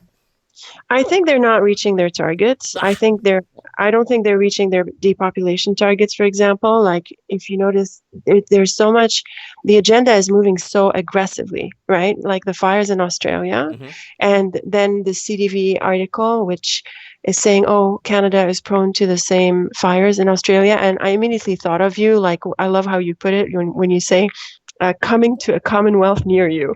It's like, folks, yeah, they're going to move Canadians off their land. They're going to concentrate everyone in the east, okay? And then they're going to start sticking people in the street like they do with San Francisco. And then you're going to have the Black Plague popping up somewhere. Cholera. Yeah, whatever it is. Whatever they have cholera popping up there, and that's like a medieval... Right? Yeah. Yeah, so like I said, I believe it's a formula that they seem to be implementing. But another thing, Mike, I want to tell you about is what's going on with the region. I think it's a much bigger war than this, just the Soleimani thing, because I recently found out that there are deals between Iraq and China. And other countries in the Middle East with China that I think the U.S. is losing out on. So get this. One that I heard of is between Iraq and China. There's an exchange between oil. So Iraq gives oil to China. China builds infrastructure for Iraq. And it's in the order of $500 billion. You know what? I'm gonna interject here for a second. I will never let China build any of my infrastructure. You see their buildings falling apart there? Yeah, I know. I hear you. I'm not evaluating that, but here's what I want to tell you. So this is probably a deal that the U.S. is losing out on. And then on top of that, Mike, it's not even in a currency. It's not a currency exchange. It's a barter. Right. So this is $500 billion out of the banking system. There is definitely, it's completely out of the petrodollar system. It's completely out of the banking system. So if the folks out there are going to start doing this, you can see why they're going to start losing it. The deep state and the other people, and the people who run the banking cartel, including the Rockefellers and the Rothschilds, because they're all in the oil business, aren't they? Well, I think a lot of them are kind of heading towards the door when it comes to the oil business, because I think they want to start finding other means, I guess. But how rich do you have to? I mean, like, you don't take any of this stuff with you when you die. So, like, what are they trying to play? Like, who could be the richest before they die? Or, you know what I'm saying? I don't know. But it's a lot of greed and a lot of evil. So, for example, the Iraq, what was it called? The Abu Ghraib scandal. Americans in Abu Ghraib, which was a seed bank. I'm sure Monsanto had a hand in this. I don't know what they're trying to do. And the reason they killed Gaddafi is because he wanted to trade in gold. He was like, "Oh, sorry, why are we dealing in?" Well, that's what happened to Gaddafi, right? That's what, right? And exactly. Saddam Hussein wanted to trade in euros, right? Exactly. Here you go. So we're looking at similar things happening here. There's a barter trade. It's not gold, but it's a barter trade. But what that means is that that's $500 billion out of the banking system, and everyone who has a stake in the banking system and the oil trade in dollars is losing out on this. So that's why you see these wars. It's often been that. I think there's the Israel connection as well, but I think Israel also has a hand in the trade because, well, the Rockefellers and the Rothschilds, or all of them, sponsor Israel and very much have to do with the establishment of Israel, so it's all connected. So the fight is a big fight. But honestly, I think the U.S. is losing, and I think the U.S. is losing on many fronts. The U.S. is losing on the dollar, The on economic trade side, they're deals. losing on the military side, and let's Exactly, not bring up bingo. the Y word on here, Yemen, and what the catastrophe over there. They Holy lost. crap! They lost in Yemen. They lost. They're gonna lose to these guys. I mean, these guys are. I don't know. Like they're poor.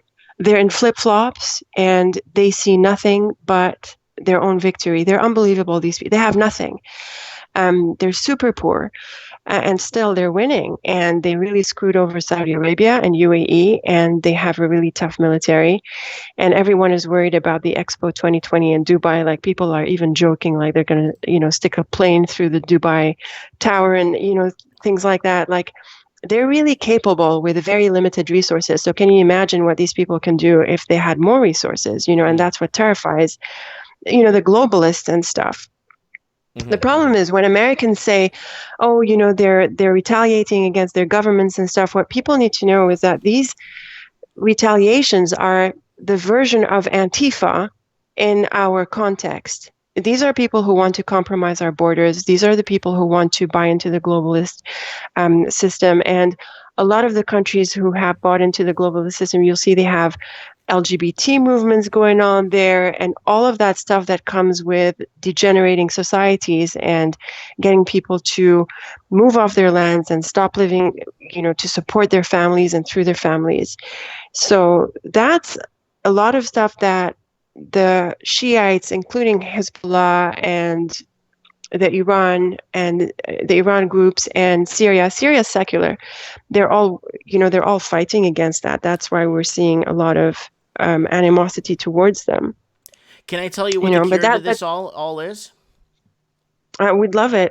It's honestly, this is what it is. What do I say on my channel? What is the number one cure? What's the number way to cure fear? Faith. No. I mean, people say love. Love. That's it. It's love. Yeah. Well, if I think love it's the my same. neighbors, guess what? I'm not going to do anything to them. I can't do that to him or her. I love her. Right? Well, think about it. Take a step back. Let's get a little bit crazy here. Take a step back. Hey, I love that guy. I'm not going to screw him over. Hey, I love this person. Hey, I love my neighbor. Hey, guess what? It's a lot easier to love. It takes a lot less, it takes a lot more energy to hate, and it takes a lot more energy, resources, and money to go to war. Back in the mid-'80s and '90s and stuff, nobody cared about these groups or anything. It just started getting big. No one spends on war as much as the separation United and States. segregation, and you know what? In the end, the segregation, separation, and all that is all segregation in our minds. We're built to I have to agree with that because, after the issues, after they killed off Soleimani, like the U.S. or some news outlets in the U.S., they're like, oh, but, there's a lot of Sunnis who don't like Soleimani. Well, actually, it united the countries more than ever before. So it was a very serious strategic mistake. Like, you can't be like, okay, the whole world is maybe a family, but Sunnis and Shias who are Arabs are much closer to each other than there ever be to Americans or to anyone Westerners. There's just, like you can't come and say that you're siding with a part of a family in this family feud. It's not your family. Right. It just doesn't make sense. Yeah. So the U.S. But if I is still like, love you, odd, but if I still awkward. love you, I'm not going to harm you. Yeah, absolutely. But when you are in your land and you are peacefully, toiling your land and living off your land, and then you have people who want to take your land and they do a lot of violent things, then you're going to have to respond. Right, no, I understand that. But I'm saying, if everybody sat back and loved each other, we wouldn't be taking people's lands and we wouldn't be doing this to each other. You see, you just keep stepping back a few steps and you start to see that love conquers everything, regardless. It's easier. It's so much easier to love each other. Believe me. You know what I'm saying? Like, I see somebody. Problem with that. I don't have a problem with that. But I don't think it's the reality of the political world. Like, I think it is. Well, for that's us why. In a why do you think they community. want to kill the Prince of Peace off? Why do you think they want to put religion in the back seat when it comes to the Prince of Peace, Jesus? Jesus is my guy. Why? I love that guy. Why? Because he believed in basically loving everybody, take care of everybody, throw the money lenders out of the church, be at one with yourself, be true to yourself, share, that's my type of guy. Yeah, absolutely. I was just watching today some news on the Syrian news, and it's just heartbreaking what they did to those churches. Mike, these are some of the oldest churches in the world. Like everyone was crying over Notre Dame, and I'm not saying anything. I love Notre Dame, and I have a sister who's French, but the church, the destruction that they did in Syria, some of the oldest Roman everything, Christian everything. Some people, speak Aramaic in Iraq and in some parts of Syria. This is the oldest part of the world, and they had no problem to bring in ISIS and destroy it. And Trump had no problem to say he was going to target 24 cultural Iranian sites. He went on the news and he was saying Notre Dame and this and that and the Christian world. And okay, but you know what? Everyone has their own cultural heritage, and we're just going to agree. If we're going to go to war, we have to agree that some things are going to stay out. So he immediately pulled it back, not because obviously that's a war crime, and Zarif tweeted. But also because his arms are being twisted in other ways. And yeah, so on that note, Mike, I think, like I was saying, I think they're losing on a lot. The U.S. is losing on a lot of fronts.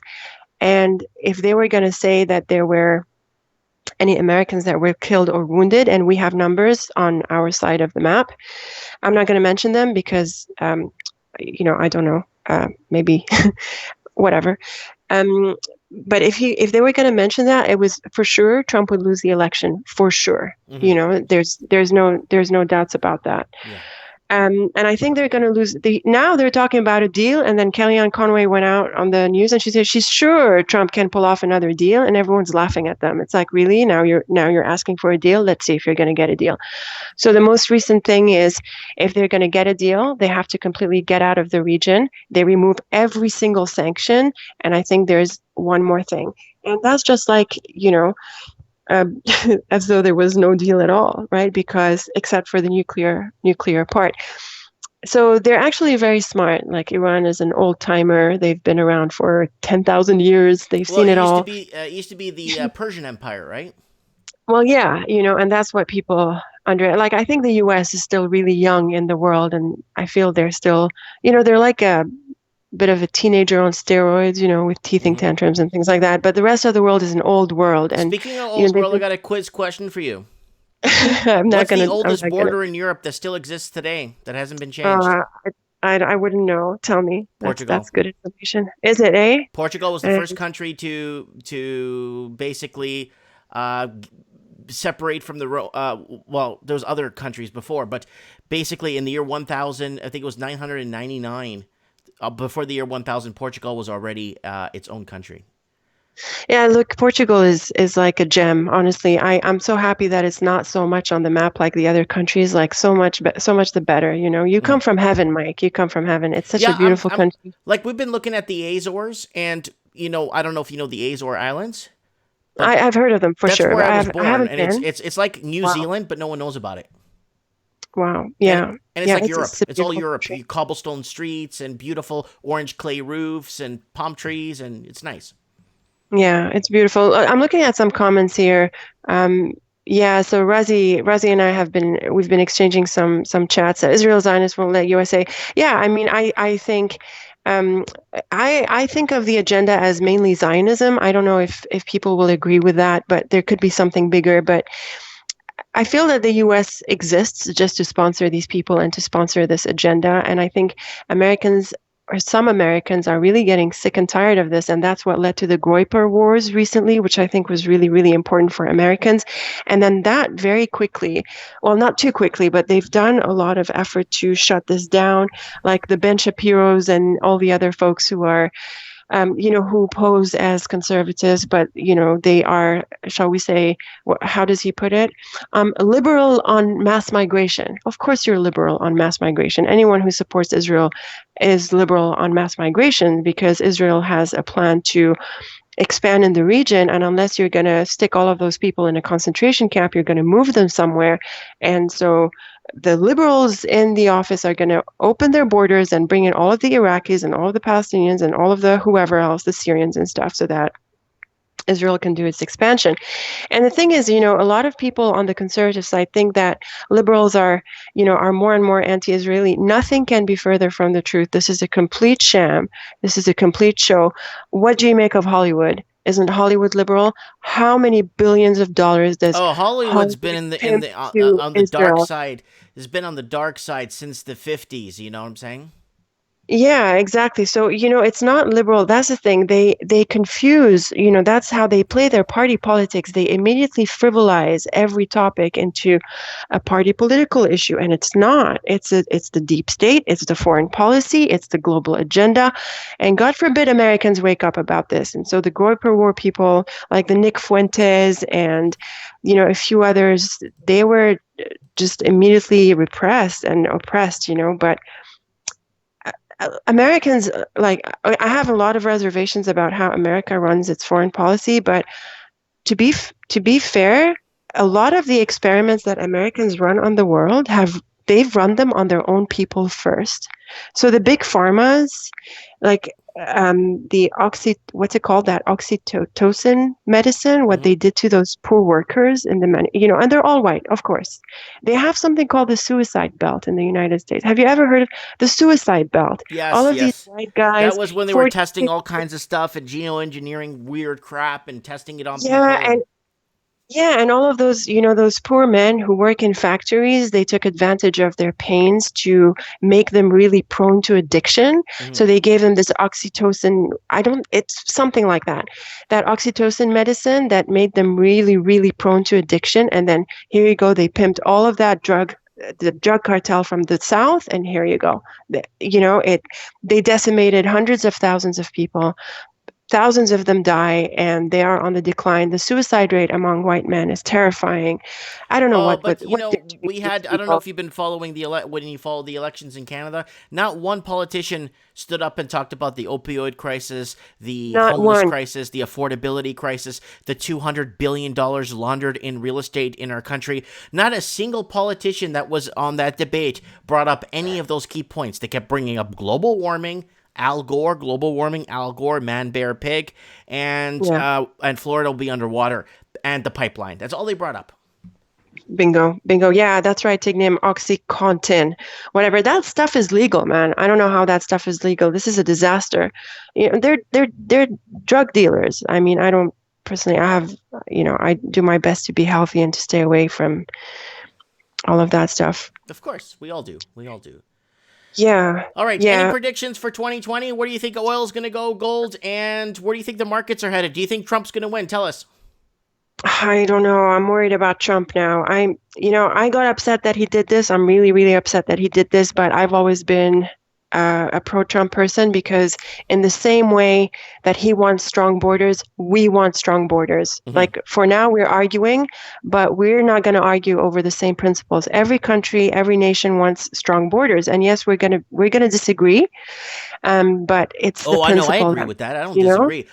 Strong borders is a borders. Like when it comes to trade and oil and things like that. So you can't take our oil. It's our oil. Get out.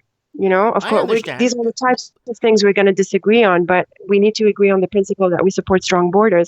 And that's a dangerous conversation for the deep state and Israel and all of that, because they don't believe in borders, right? They want to just go on and expand. They don't care about other people's borders, right?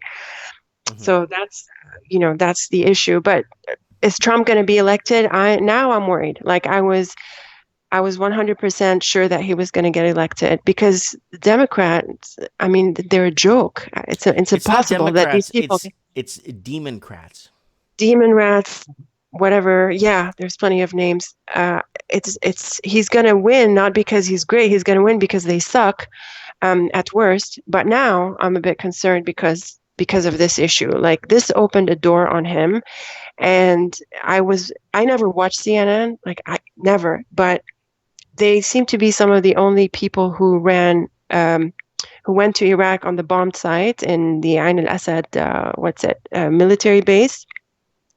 And that's a problem, because if Fox News is not going to be honest about what the Americans want to hear, and then CNN, starts to do these things, and the other, the what's usually associated as liberal networks, then they might win some people over. I think some Americans feel backstabbed that that's what he did. I think Mark Dice is one of them. They tried to brush it off. Vincent James is definitely one of them. Paul Joseph Watson, I got a bit disappointed. I don't think he got it. But that was a bad move, honestly, on every front, inside and out. So now I'm a bit worried. Gold, honestly, I don't really follow gold. I'm really suspicious of the markets, Mike. I don't see how. Too much spoofing. Yeah, too much spoofing. And if it's going to make them win, why would they have us win? They want us to. I feel like the markets are a bit like watching tennis. How people go from left to right. They're just watching left to right, and I feel they control people in these ways, so I don't know about that. Okay. All right. I just wanted to get some future predictions there from you. All right. Yeah. All right, Mike, Layla, I really appreciate you calling in and giving your spiel. Mike, I give you a lot of time because it's your first time calling in. And thanks so much. But Mike, I did want to point something out to you. Sure. I don't know if you're in the mood for this, but before I dropped off, because I wanted to tell you about it before. The police shot a guy randomly, and Duke Willis has a video of it. Okay. And I just wanted to share that with you. So if at some point you want to head over to Duke Willis's video YouTube page, he has like a 2-minute video about how the police shot this poor guy who seemed to be he had a mental imbalance, and it was just a big deal. Wow. They were talking about it on his show about how the Canadian police is just becoming more and more, what do you say, militarized, oppressive? I don't know what's the word. Interesting. Yeah. Put a link after we get off. Put a link in the chat to the channel so people could find it. Okay. Sounds good. Thank you so much. God bless you, and hopefully we'll talk soon. Thank you so much, Mike. Thanks so much, everyone. Happy to jump on. Thanks, Mike. Bye. Wow. That was a conversation and a half with Layla. She's been commenting for a long time on videos, so it's good to put a voice behind the whole thing. Oh man, there's just so much, guys. I don't want to get everyone's riled up in the comments now. We got to keep Mike in the night. Just keep it smooth. You know what I'm saying? Very smooth. I mean, we're very censored. Yeah. We're just censored. We have to censor ourselves. Unless mid-show I stand up, pour gravy down my pants, and then sit back down and then pour more gravy down my pants, and then YouTube will see that as a good thing and then push that out. Because I wish there was a platform where it was more of a free-for-all for everyone, where if you're big, you're big. We're not going to suppress you and hold your channel back. And you're big. You look up something, you look up my name, I come up. You look up my name, other things come up. So it's like, and I got 4,000 videos on YouTube, So that's our girl, Layla that came on the show to give us an update on everything that's going on. So time for a channel plug, guys. Don't forget to subscribe to the channel here and join. Click here, join, be a member, support the transmission, support the whole coffee habit that I got going on, Nescafe coffee. And look at this, look at all these videos and just content talking from housing to comic books to Ukrainian flights to housing in Dublin to whatever we just talked about right now to all this cool stuff that's happening, you know what I'm saying, around the world, and we're just keeping it as kosher as possible. Mike, the key to everything is love. I'm telling you, Mike, no. Look, if I love my neighbor, I'm not going to break into his house. If I love this random person that's like, I love you, man. Like, I'm so happy you're here. I'm so happy I'm not going to do harm to him. That's just it. When it boils down to that, like, think of it as like global. Okay. I love my neighbor. And you're talking as a country. So you're talking as the United States and Mexico. Well, we're not going to do harm to Mexico because we love Mexico, right? You guys understand what I'm saying? It's so much easier to love and it's Mexico. It's so much easier to love, guys. That's all I'm saying. It really is. And we're all segregated in our minds. The segregation exists right here. Remember that video I did for you guys, how words are a direction? Remember this here? That video I did, Morning Coffee with Mike. Right here. My life is meaningless. My life has no meaning. Where's the directions? Watch My Life is Meaningless. Watch this video, and you tell me.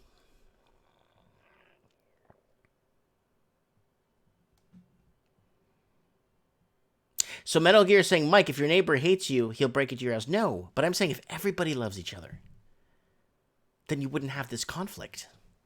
You wouldn't be ripping people off at the store. You wouldn't have people, ripping people off, you know what I'm saying? So we got somebody calling in. I'm not sure who this is.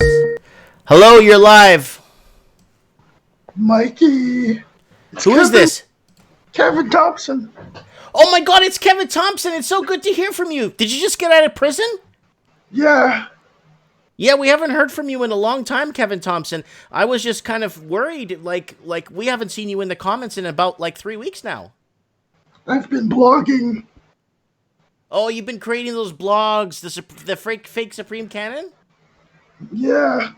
Oh, that's good. That's good. That's good to hear. Well, anyways, you have yourself a very good night, Kevin Thompson, and hopefully we'll chat soon. You invited me on the show. Let me on. Yeah. Anyways, yeah. So, yeah, it's kind of funny how some people could come on the show and get me, but then some people can't even message me. It's kind of weird how people could come through and then people can't. It's kind of weird. It's kind of weird. I don't understand why that happens. I don't know. I don't know what to tell you guys. All right. Woo. So Nanny99, I can't find you. I type in that name and nothing comes up. So the Skype name isn't it's not like a confirmed Skype account or something. I don't know what Skype is doing, but I type that in, I go to search and it says, watch what it says. Nothing. Skype directory 0. So it's kind of funny how somebody creates an account. Nanny, whoever that's trying to get Sir Sana, okay, go ahead and create another Skype account and try calling in, okay? And just try it off. I don't know what to say, you know what I'm saying? My video's off, Lord Humongous? Someone says you need a switchboard operator. I did triple I cut and paste it. I cut and paste it in Skype. Kevin Thompson says I hacked. Did you hack up a lung? Are you having coughing issues? But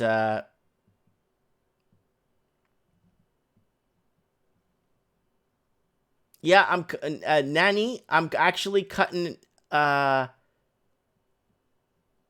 Yeah, I'm actually cut and pasting what you're telling me, and I can't. It's not finding anybody by that name. Let me see. Let me try again. Okay, we have one Skype name matched. Okay, say hi. All right, let's see if she writes back. Waiting for permission to accept.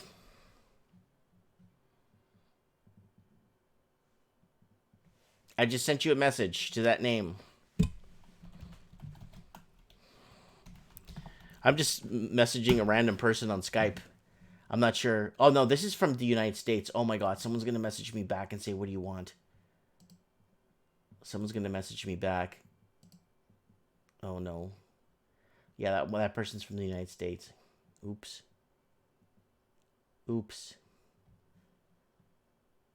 Yeah, hold on. I somebody messaged me. Hold on.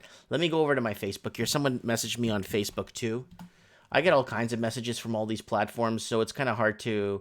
Let's go back here. It's on I think it's on my fan page. Hold on. Yeah, I got 4,700 messages in my inbox. Okay, here we go. Let me see if... Okay, here we go. Okay.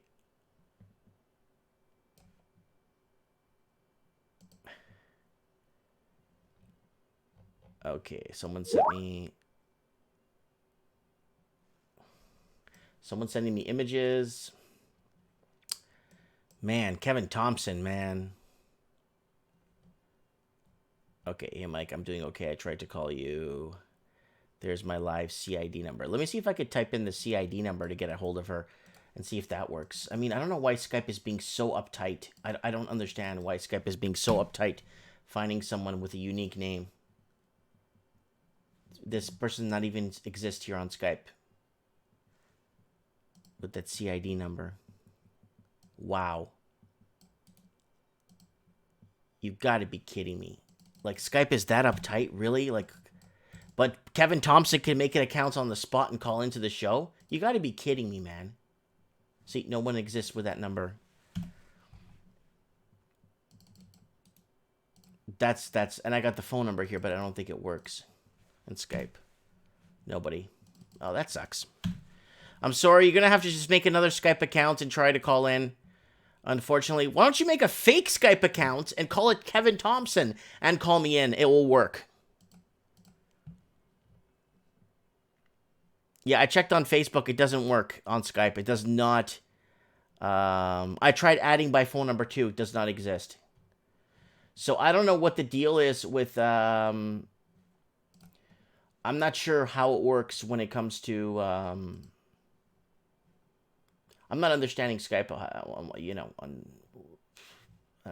not understanding, so what their deal is, what their deal has been lately. All right, let's get to, who else we got here? I think the Raven sent me something. We got, maybe we need to clear some air here a bit. Let's see if we could get, Lord Humongous. I have to talk to Lord Humongous, man. It's been a while. Gotta see if he's doing okay.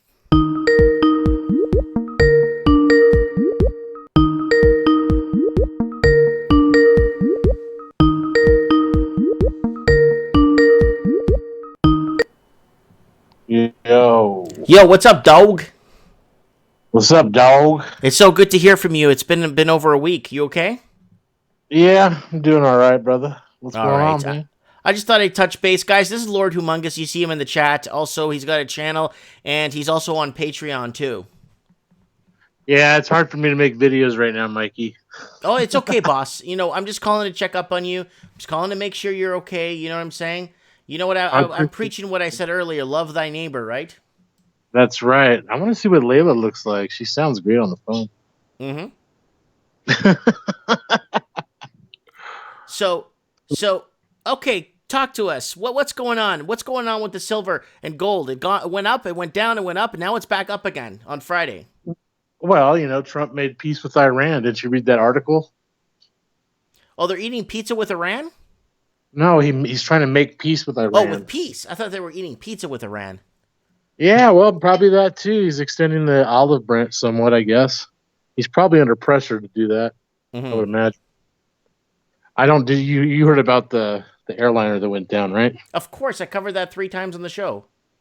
Yeah. You know, there were 63 Canadians on board. Yeah, that's scary, man. That's scary. Right? Yeah. Yeah, I'm getting, you know what, boss? I'm getting, something's wrong with the channel because I have 0 people watching. Yeah, you just got hacked by someone. They take out a lot of my comments sometimes, Mikey, when I talk about certain subjects. Oh, yeah, so they come in and stealth the channel? Yep. Certain groups, too, you can't talk about. Well, at least here in America, you can't. And they're usually the ones you can't criticize. Oh. You know what I'm saying? Well, we're not criticizing. We're just talking. Yeah, but they take it as criticism. But isn't criticism like just, I don't know how to say it, just discussion? We're just talking. We're not, I don't know. They're trying to control the thoughts, man. Control. It's all about power control. Didn't they make a movie with Tom Cruise called Minority Reports where they actually start predicting your thoughts and putting you in jail? Yeah, pre-crime. They tell you what they're going to do years in advance, you know, through movies, television, music, mathematics. It's all kinds of stuff, man. Like I told you before in the previous shows, if you just, if you read, if you know how to read the blueprints, you can figure it out where it's going. You know, there's an evil and good side. You know, it's hard to be on the good side. You know. Mm-hmm.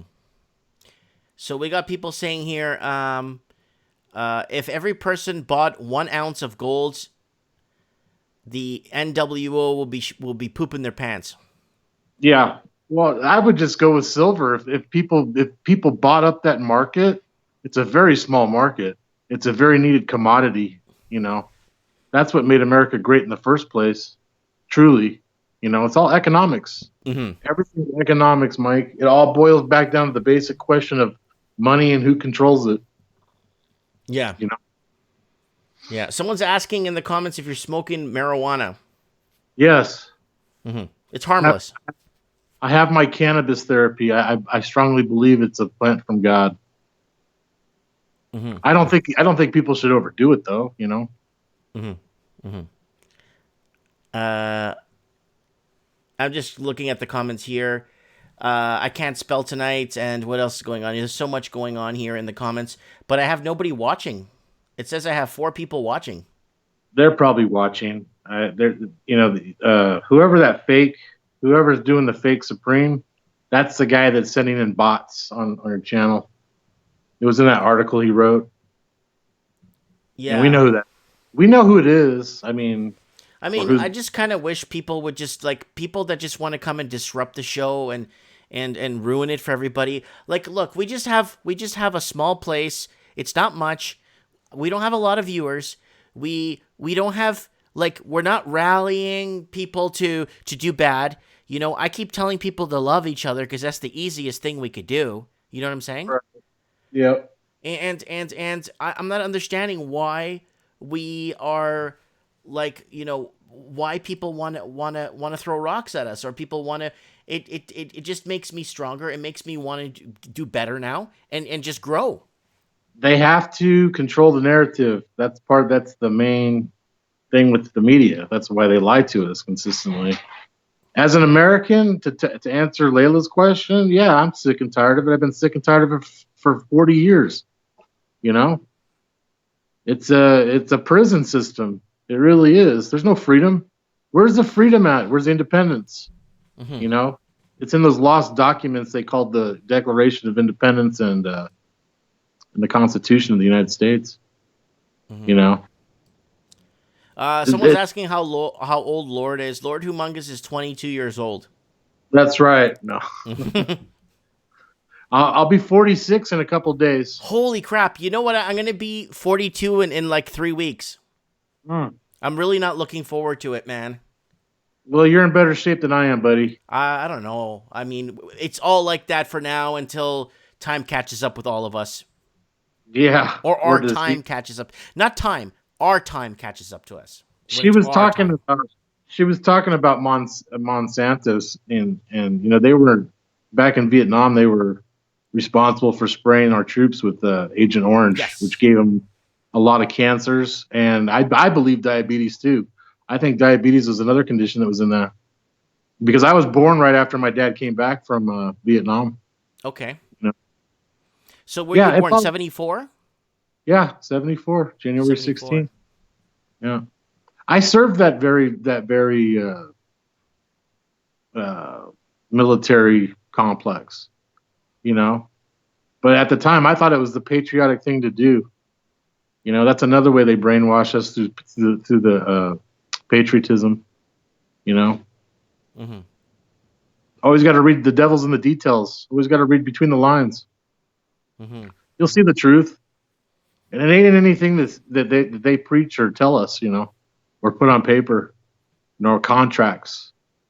Well, there's something I'm going to throw on a contract. I'm going to go down to the DMV, Department of Motor Vehicles, and I'm going to tell them that I feel like I'm 24 and I want to change the date on my on my ID. I feel like I'm a 24-year-old. That'd be awesome, bro. Well, no, that's what I feel. I am a 24-year-old, and you know. Hey, you only feel as old as you are. You know what I mean? Mm-hmm. I feel like I'm 60 in a 40-year-old body. You know, I've got too much knowledge and study and research in its brain of mine. I want to donate it to science like Neil Peart. You know, that greatest drummer of all time. I just want to give him a shout out too. He was a Canadian Rush, you know, the band Rush. Yeah, he passed away today or yesterday, right? On the 7th, yeah. It's a big deal. It's a big deal in rock and roll, at least, you know. But he was a great percussionist. I love that guy, you know. So what do you think of the new do? I like it, man. It's looking good. It doesn't look that bad. A lot of people don't like. They look when you see me in person, it actually looks more real in person than when you're looking at it on film. I have bedhead. My hair's a mess right now. It looks cute. I was just chilling out.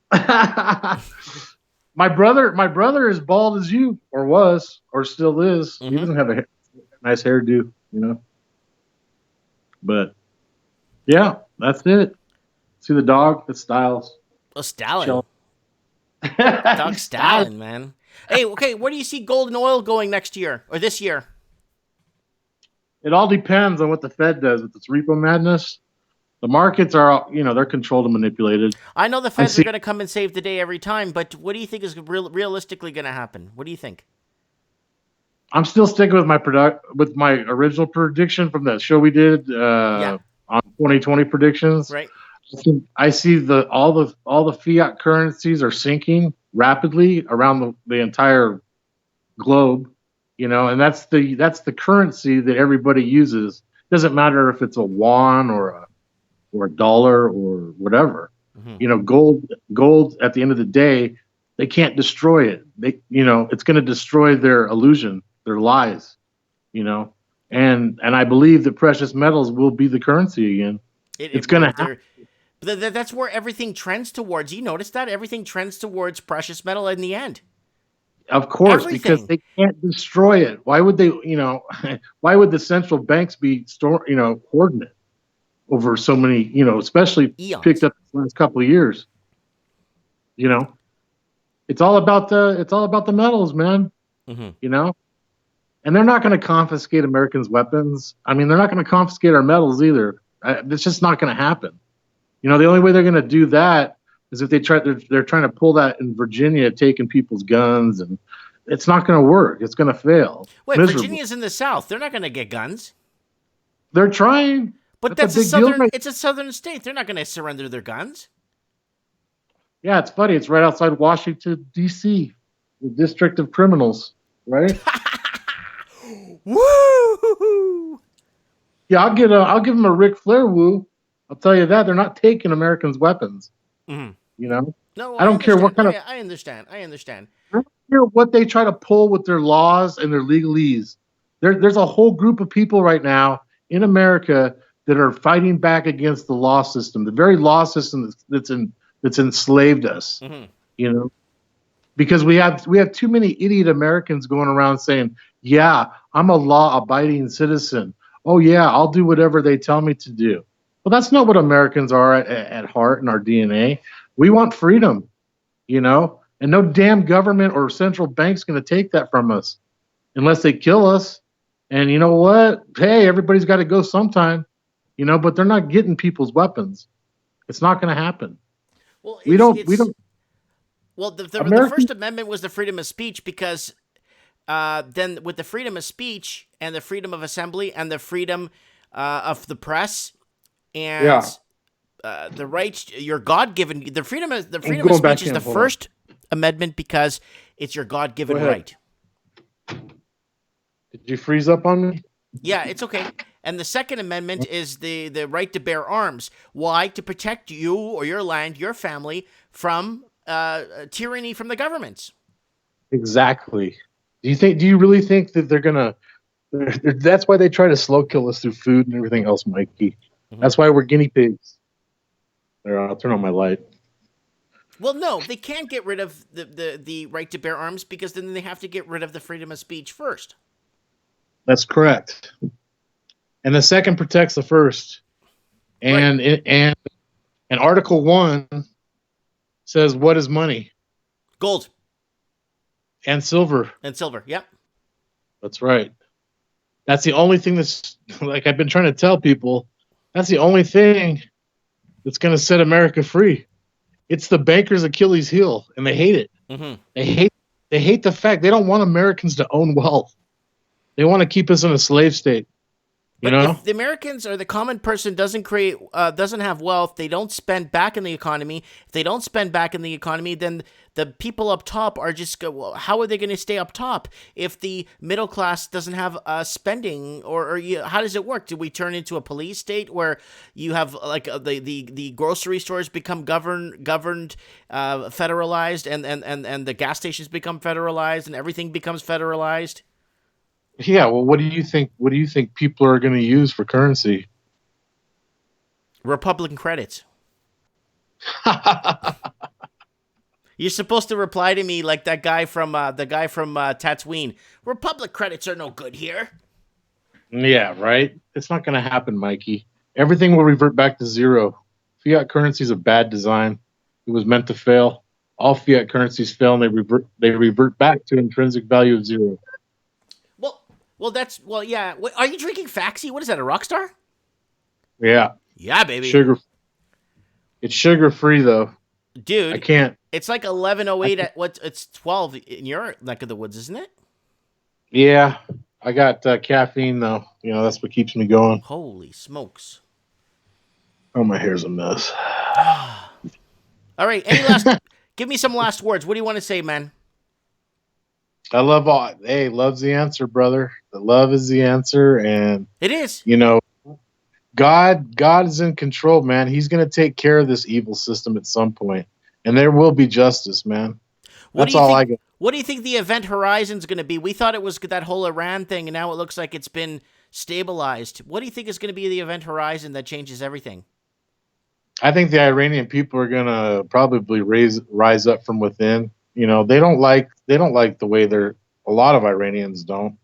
A lot of Syrians don't either, you know. It's just government, man. It's the tyrant that's in control of the money system. When people figure that out and they start protecting themselves and their families with precious metals like silver and gold, that's end game for them. Mm-hmm. You know, what good is it? What good is it if Warren Buffett has 122 billion in paper, and I haven't even seen it? Have you seen Warren it? Buffett drives like a '93 Cadillac? It doesn't matter. That I understand that, but it doesn't matter what he drives. No, I'm just saying he doesn't care. I know he doesn't care, but he does. You know, he does care. You know, his dad was a gold bug, but he's supposed to be like this anti-gold bug, right? He's all about stocks and paper and stuff.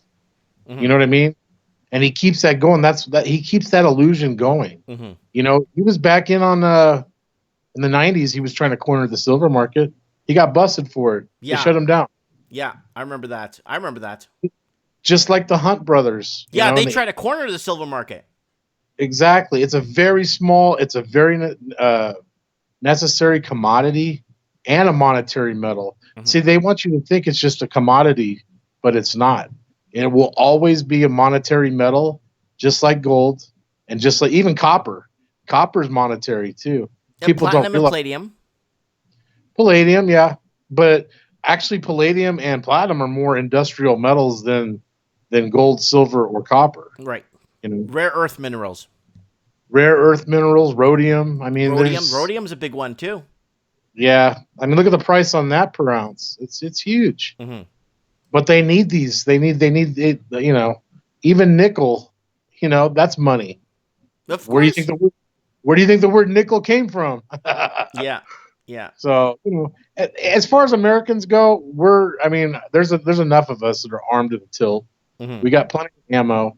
I mean, and it's just not going to work. You know, this whole law system is bogus, man, and it's falling apart along with the monetary system. Mm-hmm. So, but all right, Lord, I appreciate you coming on and giving us a little bit of clearing the air here from our last guest. She was really intense, and she had a lot on her mind. Well, you know what? I feel her pain. I get it. Mm-hmm. You know, the whole Middle East has been nothing but a battle zone for thousands of years. And you know who profits off of war? It's the bankers. They always profit off of war. Why do you think Jesus kicked the moneylenders out of the temples? Exactly. You know, I mean, that's where all this stuff correlates, man. And that's where, you know, religion gets thrown in there. and one group hates another because they don't think exactly the same way. You know what? Live and let live, man. Yeah. That's the way that's my my philosophy, But Okay. All right, what do Lord, you think? you get good, get healthy, get strong. We need you to make some videos this summer. I'm trying, man. It's like I said, I'm working in a very tight system with very, minimal means, man. I'm trying to make the Mike Martin's cult, because I'm the supreme architect from the fake supreme canon. But yeah. All right, brother. We'll let you God go. bless you. God bless. Thank you. Bye-bye. That is our man, Lord Humongous, down in Denver, Colorado. Denver, the last dinosaur. All right. Someone says they actually messaged me. Right. Let's see. Somebody said they messaged me here, and they really want to come on the show, and I really want to have them on the show. So let's go through this entire thing again. And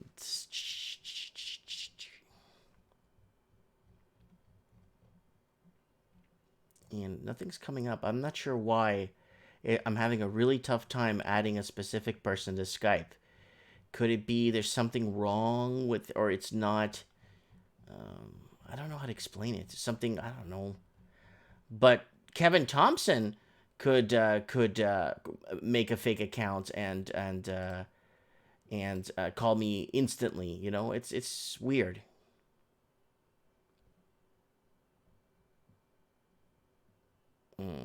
Just going through here and seeing if I could find her.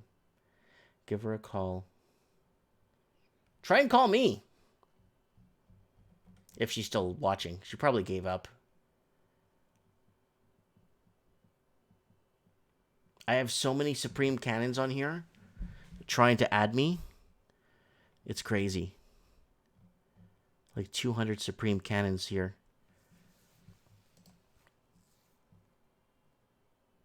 Okay, Ed is trying to... Yeah, I can't find her. It's not letting me find her. Somebody else on the channel is going through the back. I typed that in. It's not finding her. Hold on. No, that's from earlier this morning. It is not... I see your screenshot. Here it is, guys. He sent me a screenshot of her. It's Bushfire. I can't... it's not bringing her up. I don't know why. I don't know why. Is it... Am I at my limit with Skype? Like, am I at my limit with Skype? Like, am I supposed to only have, like... I can't have more than 1,000. See, there you go. No. See, it's not letting me see her. Am I allowed a limit of people on Skype, or is that... I don't think I've reached my limit. I don't think there's a limit of people you're allowed to know. Man. What an absolute nightmare Skype's turning out to be tonight.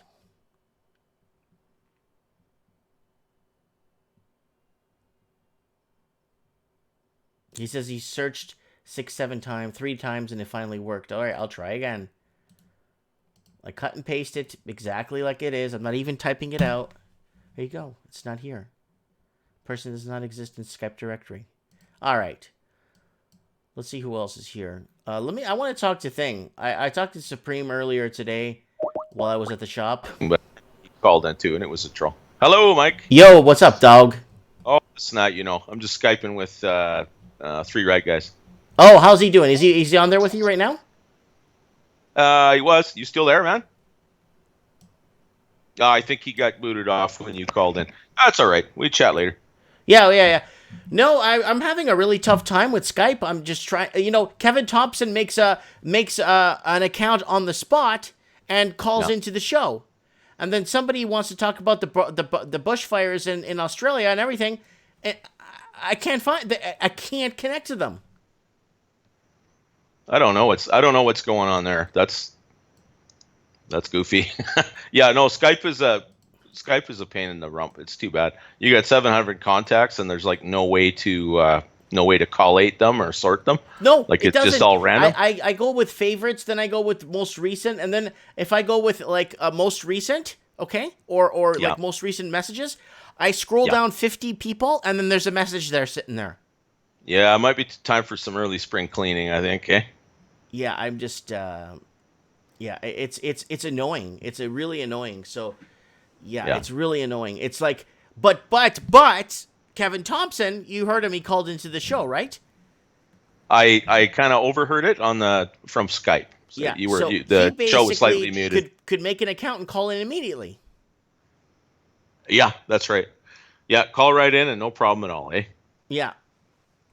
No, I don't get it. Yeah, so you directly try to call someone or they try to call in and no luck. Yeah, I don't know. That Syrah that was in here, Mysterious Banana or whatever, were they legit or did they get coming up on my thing? Yeah, or they come in at that time. Yeah, I honestly don't know what's happening there, man. Yeah, there's actually quite a few people that try to message me and they can't get through. They just can't get through to me. I don't know if Skype is doing, well, this account's too new or something, or you know what I'm saying? Oh, that could be. That could be. They probably have some kind of recognition, or you've got to prove it somehow, right? It's like when Solid Extra tried to get on Wednesday, right? Well, we had all that traffic going on. I was getting pop-up messages, and you were getting pop-up messages from whoever was trying to call in, pretending to be working on it. Yeah, you're real. I get it.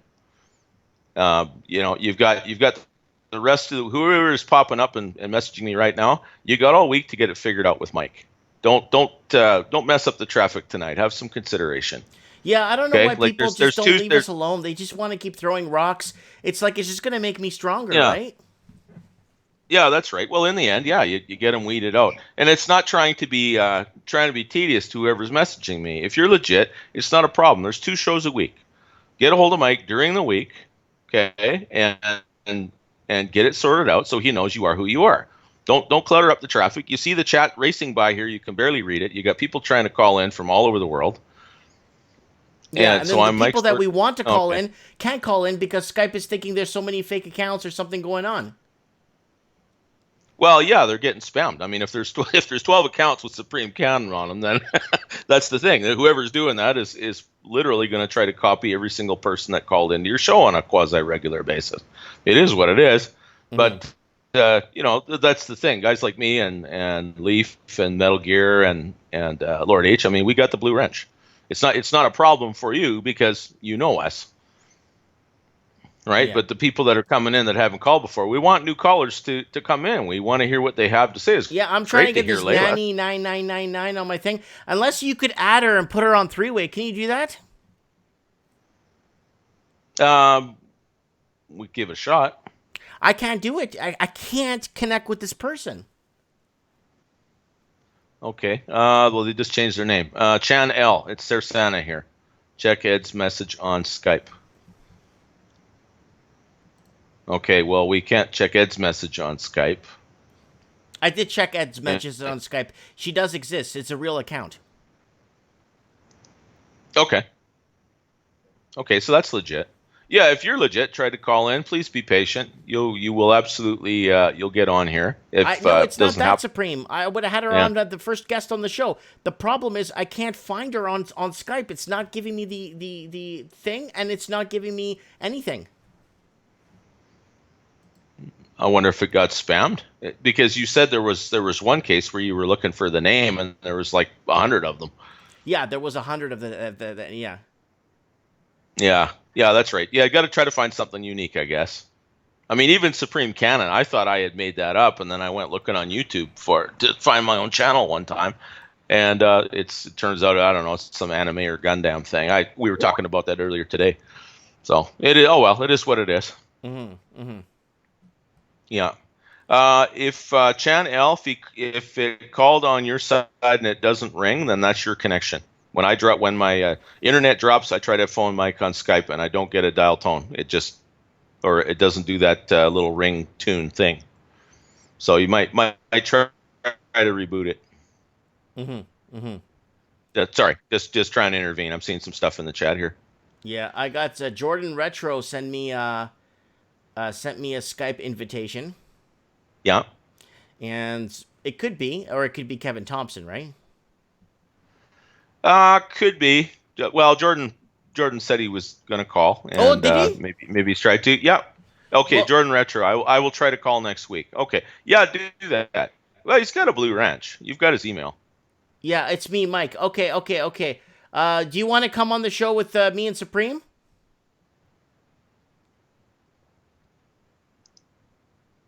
Maybe. Okay, I'm gonna accept him. See, hi, yeah, Mike, it's give Jordan it a Retro. shot. Okay, perfect. I didn't get this from that girl. Or other people that are trying to get on the show, you know what I'm saying? Yeah. Yeah. Cheers, everybody. You're getting a live demonstration and dealing with the perils of modern technology. Pray for us. That's exactly a live demonstration. Hey, you know what, eh? To be really frank with you, it's... I don't like that whole, you know, when they kind of one thing that got me at like 3-4 years ago was they did a compilation. I'm not sure who made the compilation, but it was, hi, tonight on CNN, doctors are doing this. Hi, tonight on Fox News, doctors are doing this. Hi, welcome to MSNBC, doctors are doing this. It's like, whoa. Oh, yeah. Yeah, I've seen a few of those compilations. Yeah, Christmas time and word for word, it's the same message. It didn't even depend on the network. Yeah, you get these little glimpses down the rabbit hole, and you realize that the script is these powdered and painted up faces reading the stuff every night are they're getting it from central casting, eh? Mm-hmm. Yeah, Chanel, seriously, I'm not a troll. Yeah, no worries. Just get it sorted out with Mike, and we'll see you on a future show. Sorry, it didn't work out tonight. It happens. Everyone at one point or another, including me, has had trouble getting on, and sometimes it's your internet connection, and sometimes, Skype is being difficult. But come up with a unique name or send them an email.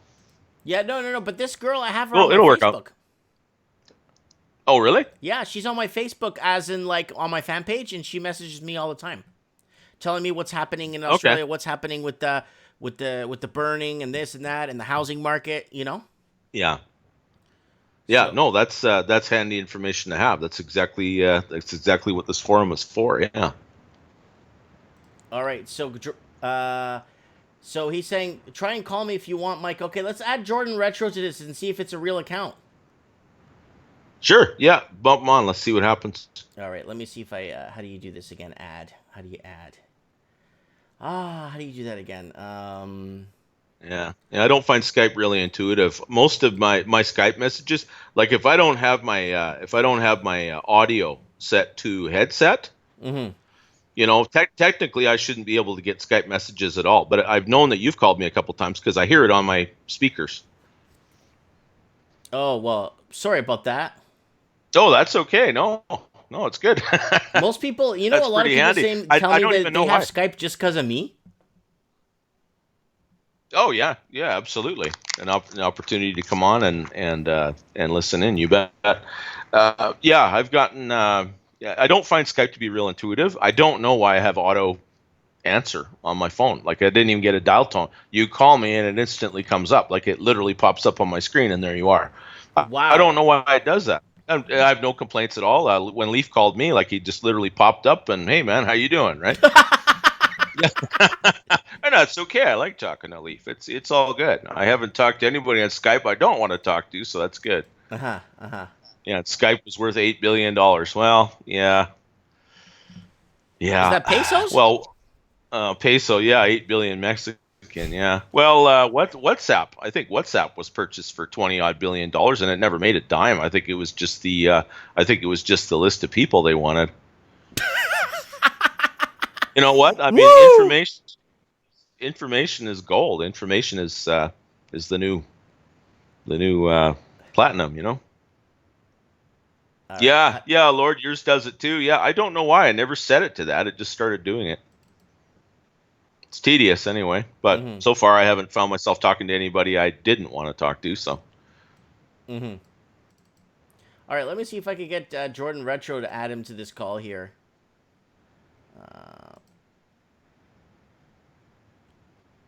I don't know if it's calling him or I don't know what the heck it's doing. Skype has been weird. I don't know what it is. Well, it's a Microsoft product now, so probably they just install updates without consulting you. Oh, really? Oh yeah, it's like Windows 10. When it came out, I didn't want it.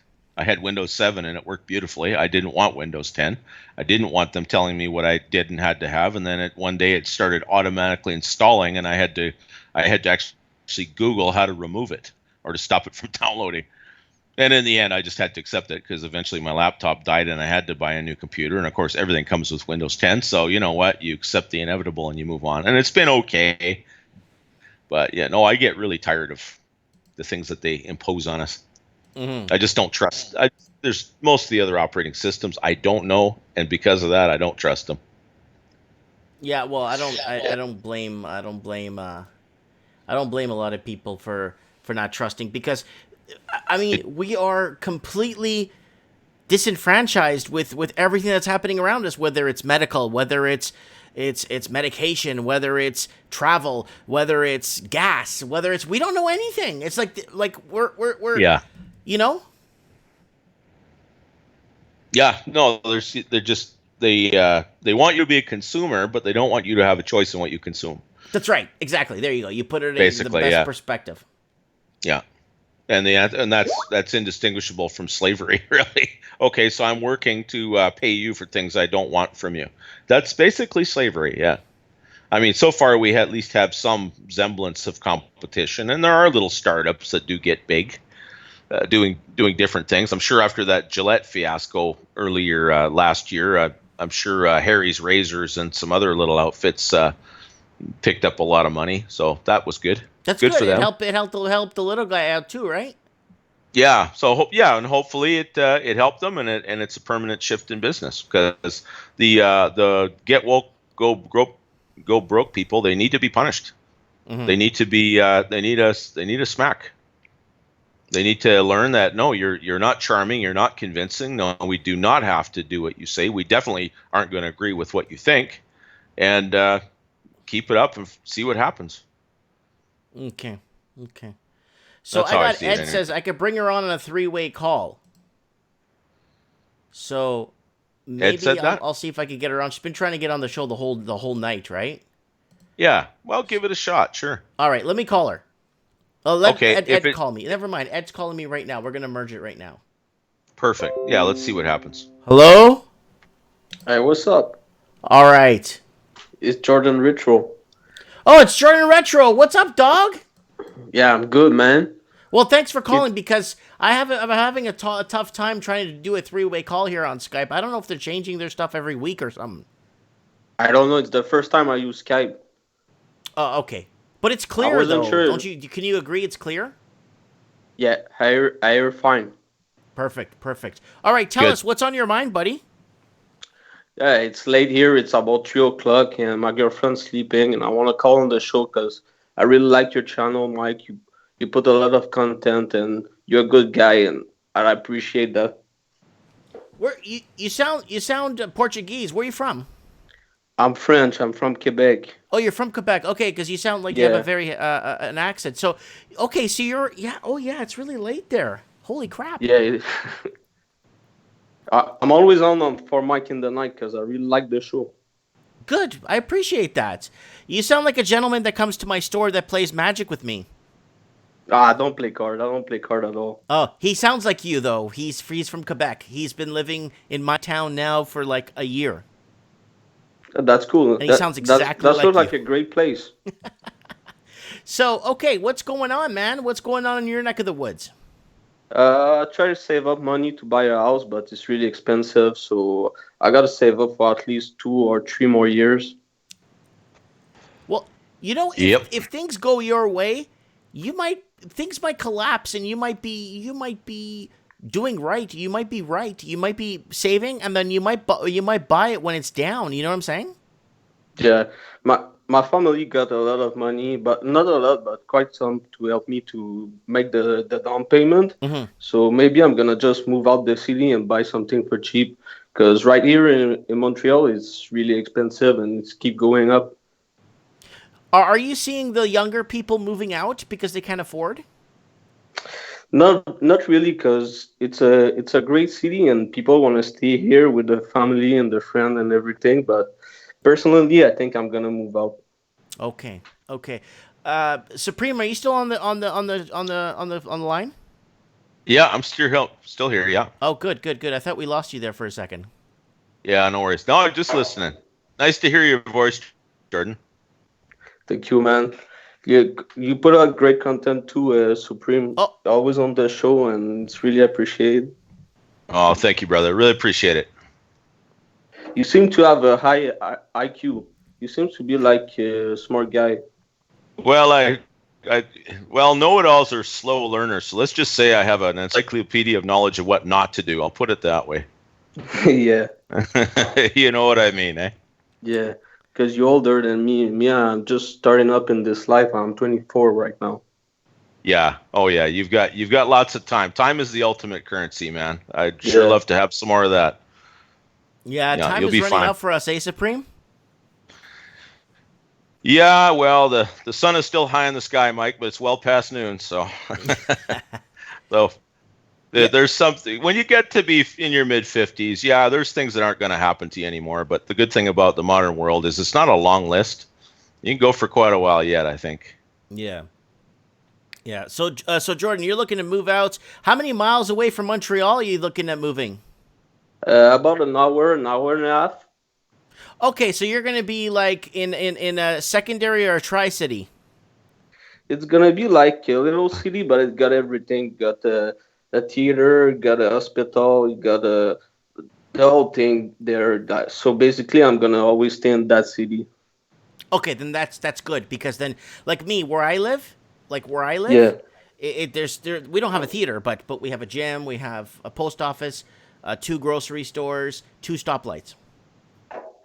That's fine, but me is gonna be a little bigger than that, but not too big. Mm-hmm. Oh, but life is so free. Once you're in this lifestyle, you never want to go back. No, but even if I want to go back, it's only like an hour ago. Mm-hmm. I can take my car and go back to Montreal, no problem. Right, if there's an emergency or you need to do something or you need to buy something specific. Nowadays, if you're buying something specific, who cares? Just order it online now. Right, I order online a lot, but I'm not sure if I'm going to keep doing it, because with the credit card, there's a lot of fraud, and you always got to call the bank and deal with them, and they always treat you like you're a criminal. They don't want to listen to you, like you told, that's payment, that's not me that doing it, and they say let us verify, and it's gonna take 3 or 4 weeks to give you the money back, and I really don't like that. Are you gonna be north or south of Montreal? I'm gonna go south, yes. Yeah, you gotta go warmer. You can't go colder. It's not really about the warm or not. It's like for the price. Yeah. The north side is more expensive. Yeah, we got Kevin Tavares in the comments also. He's from Montreal too. He's in the comments right now. He watches Mike in the Night there in Quebec too. Just want you to know that there's another Montrealer there watching with you live. That's great to know, man, because Montreal is a great place, but when you start in life, like for me, it's too expensive. So I live with my mom and try to make the best of it with keeping the family close, you know? Right.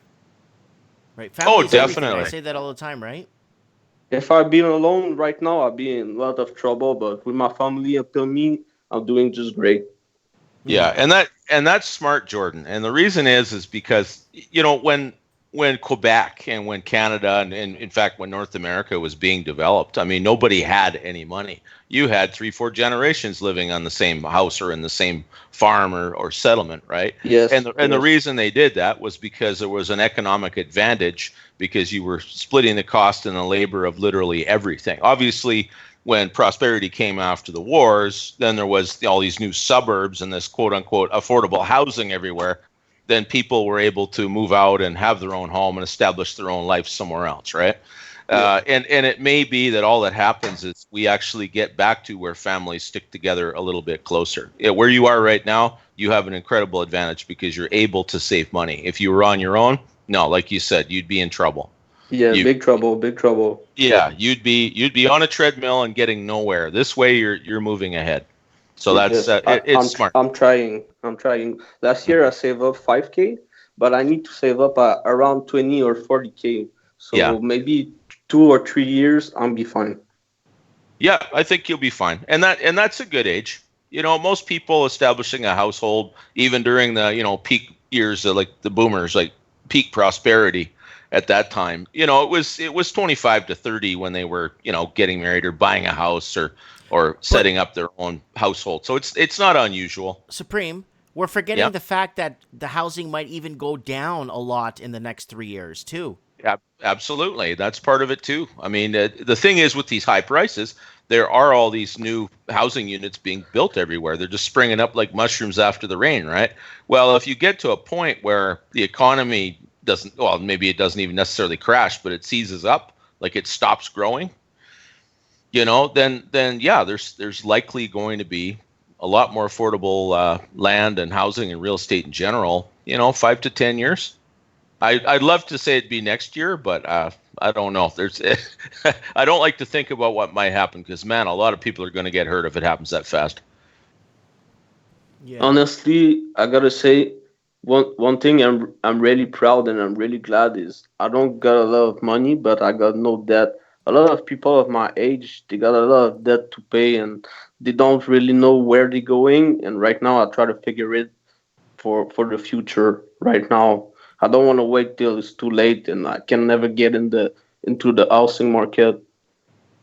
Well, that's right. And that's part of the reason why so many of these young people are in debt, Jordan, is because, I mean, education could be part of it, although I don't think it's the problem in Canada that it is elsewhere. But part of it is the idea of the fear of missing out. Well, if I don't get into a house now, even if it's, $800,000, I may never get into this market at all. And there's just this cult in Canada where real estate is concerned that you can't be wealthy unless you own real estate because it's done nothing but go up pretty much for 70 years. There's recessions. It's gone down before and then come back up again, like the stock market. And for the same reason, right? It's all inflation. Yeah. People told me all the time it's never going down and it's safe. And I don't see it that way. It's going to go down. What goes up goes down. Yeah. People told I me think that I've all told the time. Yeah. I was a realtor for about a year and a half, 2007, 2008, Jordan. And when I decided to get out of it, I was sitting at a Wendy's having lunch, and there was a couple of young guys that were obviously into buying and flipping real estate because everybody was doing it at that time. And one of them said the words verbatim. He said, "Real estate only goes up." Yeah. I gave my last two listings to the guy across the hall from me, and I went up north to work at a copper mine. It's one of the best moves I ever made. Yeah. No, you can't ever say that. It's like people saying, well, they don't make any more land, right? Like, no, they don't really know, but it's been so long since the price came down, so people don't remember or they never seen it, so they think it's never gonna happen, but it have to happen because the salary don't go up. No, if the salaries aren't climbing up, exactly. If prosperity isn't climbing to match the price of the real estate, well, then that real estate price is artificial. And most people don't understand why the value of their house goes up. I mean, a certain amount of it is, your neighborhood grows and more people move in and nicer homes and they get upgraded. And those things all create wealth because the neighborhood gets ritzier and it gets nicer. But there's no reason for prices to have gone to levels they did in the last 20 years. Like none. This year in my cities went up about 6 to 7%. Yeah, and the economy is growing at what? Basically zero. Yeah. Yeah, but even if the economy is growing, the pay stay the same. Yeah, that's right. So I don't know who's making the money, but it's not the worker. It's like the boss or the owner of the company. I don't know. Yeah, well, pretty much. Mm-hmm. Pretty much. Interesting. Yeah, the money is not trickling down into wages. For my living, I'm a janitor in the school, so I work for the government directly, and we used to have great job, and right now the private sector make more money than us. So basically, they didn't raise our salaries since so long, and the private sector did it. So right now we are worse than they are. Wow. At the moment, yeah. In most of the Western world, I think it's the other way around. It's like, I mean, I think public sector and private sector wages, they more or less climbed, commensurate with each other. But when the private sector starts to top out, like there's a lot of people that work for the government because they perceive it as secure. Right, because it's the government. They'll never run out of money. You'll never lose your job. Well, you might not, but what will probably happen is wages will get frozen. I think the reason it hasn't happened in most public sector jobs is because they have the most powerful unions in the Western world. So they, but even they are starting to run out of negotiating ability because governments just can't pay it anymore. Mm-hmm. And nobody wants to go backward. Right. Yeah, no one wants to go down in lifestyle, right? They want their wages to keep going up too, and it's just trees don't grow to the sky. Mm-hmm. So it's not happening. At some point in time, it's going to start going the other way. We've topped the roller coaster. I've said it many times, and exactly which car on the roller coaster goes over the top first, I couldn't tell you. But there's something I wanna talk about. It's about the government. They can pay for certain job, but other sector they don't want to pay. So right now I'm working for government, but they don't pay me a lot. But this week I got an interview for a new job, and I'm gonna go work for the city. And the city job is like $10 an hour more than what I earn in the other government job. So dependent on the sector, they can pay you or they can't. Yes. Yeah. That's right. Yeah, some are better than others, obviously. Yeah, it's all the same thing. It's the same employer. It's the same syndicate. It's all the same thing, but they don't want to pay you if you in that work, or in that work they can give you good pay. Sure. Is there a union scale that you're being paid according to if it's the same employer? Because it might be that you're getting bumped up to a higher pay scale because the job is slightly different. It's not the same employer, but I mean it's both government job. Sure. One is for the school, and the next job I'm going to do the interview is straight for the city. The city of the Montreal got good paying job, but if you work for the school system, they don't pay a lot. Yeah. Wow. I wonder why that is. I don't know, for some reason, even in Ontario and even in other provinces, the school system, for some reason, they have huge lack of funding when it comes to janitorial, when it comes to even now teachers are on the chopping block too. But Mike, teacher in where I'm from in Quebec, they've been crying for years and never change, and they always cry. Mm-hmm. They want less hour, they want more pay, they want less students in the school. They always got something to whine about, and it seemed their job they're never doing it. They're just complaining. Yeah, I know, but you know why? It's because teachers don't, because a lot of people were promised the whole world if they got a degree and got into a position that's needed. Well, we do need teachers, but the problem is teachers are nowhere nearly making enough to live in these cities, and what do they have to do? A lot of these teachers have to commute 1,000,000 miles to come into work because they can't live in their own cities. Right, or they have no car, or they have not this, not that. They have to cut on their way of living just to keep their job, basically. Yeah. Exactly, and it's a sad situation. It's a sad situation, but it's very true. It's I don't know. I think it's going to become every man for himself before you know it, and that's why I keep telling everyone, just love everybody, man. It's so much easier to love your enemies, love your neighbors, love your coworkers, love your family. Stay close with family. Be, just because that's all. That's all we have. That's the way, Mike. That's the way, Mike. Keep close to the family, and things will get better. If you try to make it alone right now, it's not a good time. Yeah. You need to team up, Yep, everybody needs to team up and work together because, 3-4 people thinking at once is better than one, right? Yeah, and the price of living is too expensive. Yeah, exactly. Basically, once I pay the rent, if I will be alone, there's no money for grocery or no money for the car, and you gotta choose what you're gonna pay and what you're gonna put on the credit, and you can't pay for everything alone. You need to have a partner, you need to have family, you need to have a group with you. Exactly. Exactly. Yeah, family households. That was an economic model that worked for thousands of years, and now we have a society that is basically trying to dismantle it.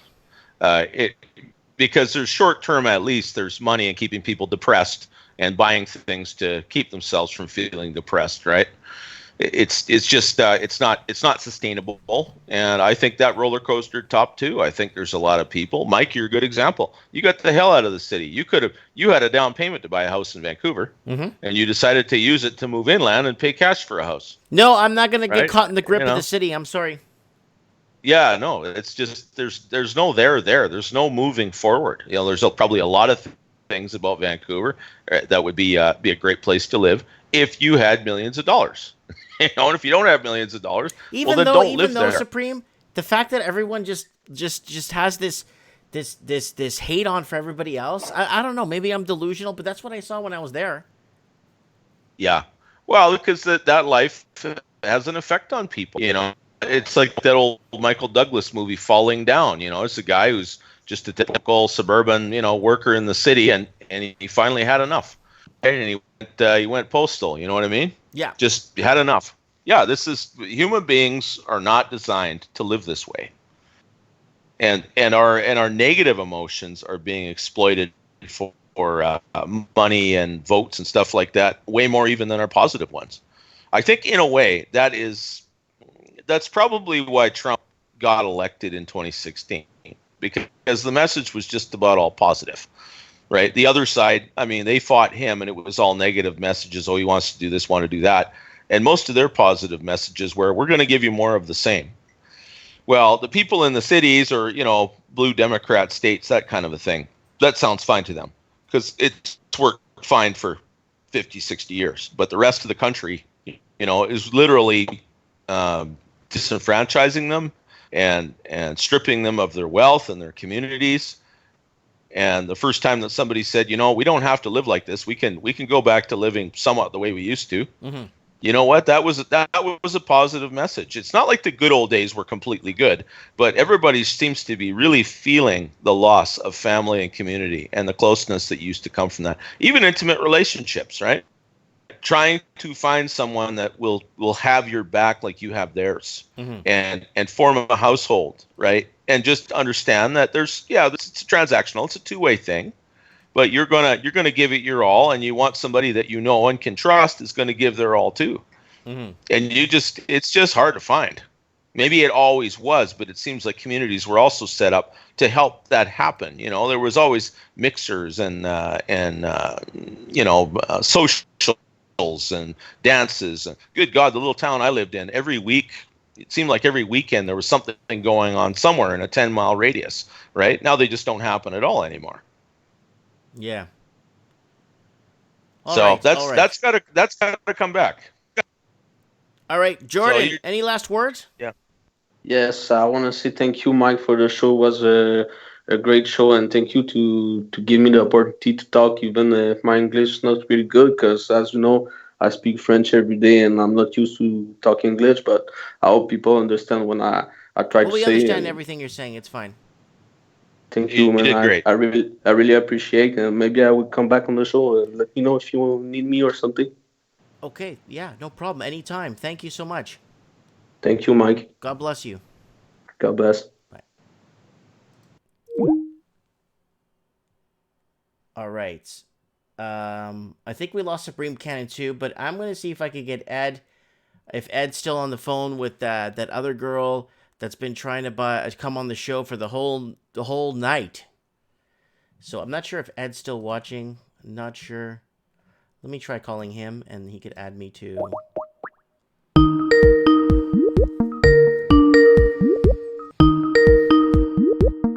It's like 3 a.m. Mike. Yo, Eddie, it's like 3 a.m. where you are? Almost 3 o'clock. I'm going to call you back. I just had Nanny on the other side. I'm trying to figure out how to add her on the call. You going to do a 3-way? I already had her on the other line, then you called in. Oh, I'm sorry. You want to call me back? Yeah, I'll call you back. Give me 20 seconds. Okay, bye. Bye. That's Eduardo, 2-time world champion. It's like 3 o'clock in the morning. It's like everyone's watching Mike in the morning, man. Yeah, I'm gonna start setting up a favorites list of people that do call in the show, so I know where you guys are, and that's it. I don't have to go too far to find people, and that's it. I have a favorites list. Everyone that's called in today, or everyone I've been, well, everybody is on pretty much that regularly calls on. Hello. Mike, Hello? it's Ed. I got Nanny on the other line. I'm gonna step off. Let you guys Oh, hi. Oh, thank you. It's about time we got in touch. You've been trying to call into the show all night, and I'm not getting. Yeah. I'm not getting anything. I'm not. How do you say it? I'm not getting any notification. I'm not getting anything. Yeah, I don't know. I don't know. Skype is quite tricky. I even had troubles like trying to change my name and stuff. Mm-hmm. I find Telegram much better though. There's even like private chats where, like, you know, where the government doesn't even track it and that sort of thing. That's how it's coded. Well, I just added you as a contact. Oh, awesome. Thanks so much, Ed, because Ed has been messaging me for like the past 2 hours trying to help out. So I really appreciate that. Well, Ed's got my back, right? Yeah, he's a good guy. Okay, so tell us what's going on. Okay, so I'm from Sydney. I'm from the eastern part of Sydney where the coast is. And for weeks, even a bit before Christmas, we've had a lot of smoke in the city and everywhere. The eastern suburbs of Sydney, they're always less bad, obviously, compared to the western suburbs of Sydney. I'm looking at the air quality index, and where I'm at, it's 125, which is in the orange zone. That's considered unhealthy for sensitive groups, for people who have asthma and everything. You know, if you go for a long walk, it's like you smoke 5 cigarettes. Oh yeah, I've never smoked a cigarette in my life, and it's just kind of all gone to waste because even last year I worked as a casual tennis coach, and I can't believe parents would let their kids out and force them to go play tennis outside, and there's so much ash in the air. And when I came home, I blew my nose and literally out came black. And that's when I decided to start my own business. I actually bought these face masks, and they're PM 2.5 N99 grade. They filter 99% of the particles in the air. And when I walk out on the street, I see people wearing paper masks and all the fake ones, and they don't even filter the smoke. Yeah, but that stuff's made in China. Yeah, well, because it's made, the particles, the ash particles, they're so small that they pass through the paper mask, and they actually have carbon monoxide, and that is a toxin. You can get carbon monoxide poisoning from it. Like, imagine if you had like 10 barbecues in your living room and you turn them on. It's pretty bad. It's scary. So, yeah. I remember 3 years ago, my first year when I moved to this town 3 years ago, I remember we had about 660 fires. Oh. And, yeah, it was pretty bad. And when we went on the highway, we couldn't drive on the highway because we couldn't see 4 feet ahead or 5 feet ahead of a car. Oh, yeah. I had to go to a funeral, and that was out at Thirlmere. That place is being burnt down. So Thirlmere is next to the national park. It's more towards the mainland. And yeah, we couldn't even see far ahead in the highways. And I don't think the car, the air conditioners in the car, I don't think it filters against these type of particles. It actually does. You got cool. a cabin filter that actually. Oh, really? The cabin filter gets very minute, believe it or not. Ah, right. Yeah, your cabin filter is designed, but the way the cabin filter is, I was very impressed when I saw some of the vehicles when they broke down the cabin filter. It's usually located in your dash, behind your dash, or somewhere really obscure. But it actually does a very good job, and they design it in a way where you only have to change it maybe once every 150,000 kilometers. Oh, yeah. That's pretty good. Yeah, so it's awesome. Yeah, and it's like those really strong, thick, kind of meshy filters that you use for your air conditioning in your house. Yeah. Have you seen those videos of like those firemen in the trucks, and they're literally driving through the fires?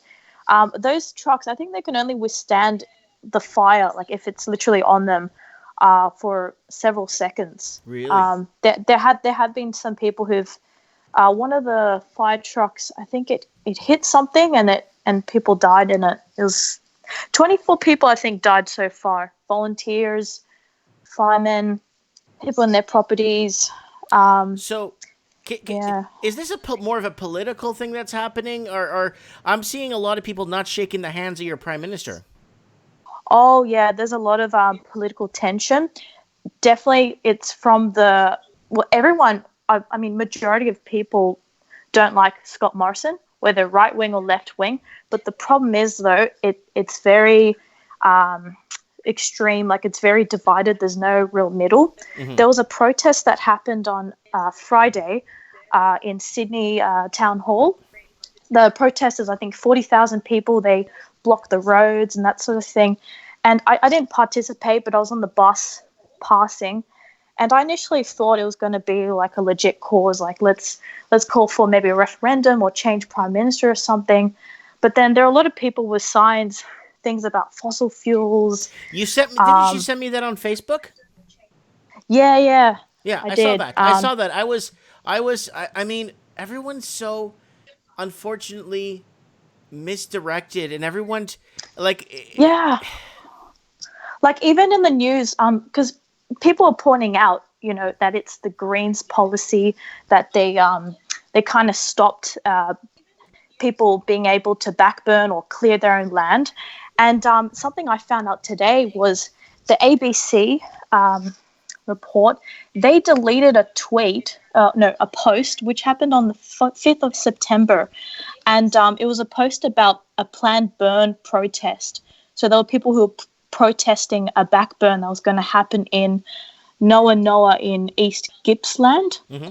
And then they deleted it to hide it. So, yeah, and a lot of these protests, they are kind of, to me, it seems like the Labour Party and the Greens and the left wing, they're kind of igniting that political tension because they are the opposition to the current Prime Minister, Scott Morrison, and, they're just trying to play on people's emotions, saying we're going to do something about the housing problem, but then they're so quick to accept donations from communist billionaires. Yeah, it's a lot of pointing fingers. So finger pointing. We don't really. Right? Yeah.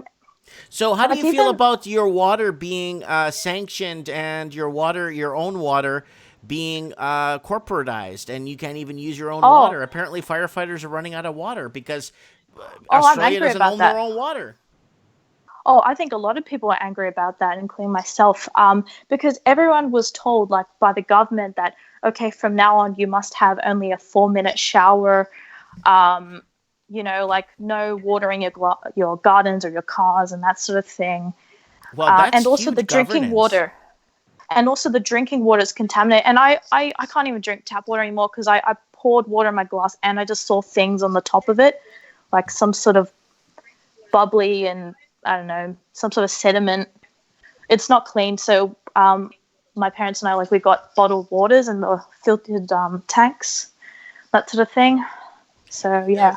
You could just buy one of those Brita filters. You know what I did when I lived in the city? What I did was I would Brita filter one, because you got charcoal in the Brita. It was kind of like this black charcoal, and it takes all the bad taste and all the crap. And then from that Brita filter, I'd put it in another Brita filter. So it'd be doubled, and it tasted clean as a whistle. Oh, okay. I've done that before, and it worked. You could tell a lot of the microbes and a lot of stuff get caught in those filters, right? Yeah. So that's something. There's so much tension at the moment, just really political. Because the Liberal Party, they're not sticking to, because the Liberal Party is linked to the Australian National Party, but they don't really act like a right-wing party in their practice, because a lot of the protests they're putting their signs on against, it's the capitalists, they're the climate change deniers, and they're causing all the pollution and the fossil fuels. Well, if Australia is so capitalist, then where are all these tax cuts? Because I don't see the middle class having their large tax cuts, and it's just a big problem. I'm very, very. I just there's no. It's almost like there's no continuity of government. It seems like there's no organization. I know the people themselves, the volunteers, they're putting their backs into it. They're trying to make right of this and trying to. But then it's just almost like there's no continuity of proper governance. I mean, they're messaging you guys on the radio saying, have a 4-minute shower. It's like, hello, I don't want my government in my shower. Yeah. Yeah. Even if these bushfires didn't happen, still the country is going down because our GDP is through the housing market. And like, come on. You know, I've been saying that for years, it's gonna right? Crash.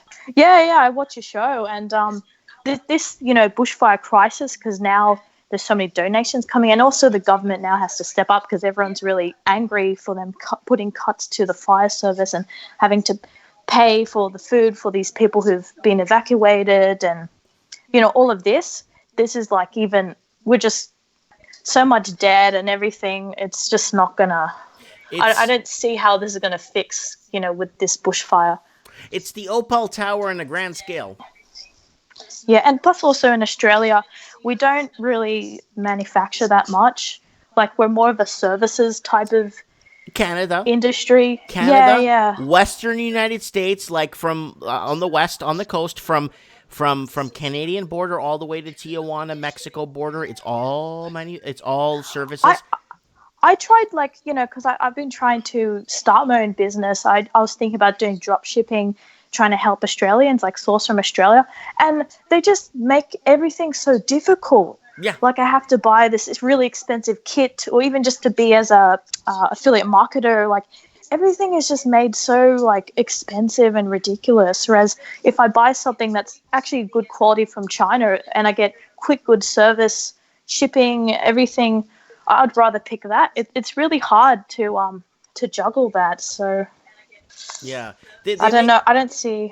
Well, anyone making it today and finding their way in the world and actually, I take my hat off to them. Like, I really would bow to them for making it now, because they've created so much bureaucracy and red tape and dead ends on every corner that it's making it it's what I think what they're doing is they're trying to push people into losing their spirit in a way where they just lost their will to drive, the will, the light. Oh yeah, I think that even started from the 70s, even with the sexual revolution and everything. There's a lot of socialism kind of ingrained. Australia is not a religious country. I'm not a religious person myself, but I do think it is a bit of a problem when there is kind of less emphasis on family unit, and everything's, even in my city, everyone's on Tinder and wanting to hook up, and nothing is for the long term. Mm-hmm. Mm-hmm. It's hard to even maintain and make friends, in living in the city, because everyone is kind of got a chip on their shoulder. Exactly. Even the way people drive, they drive aggressive. They don't let people in the lane. They don't let people cross.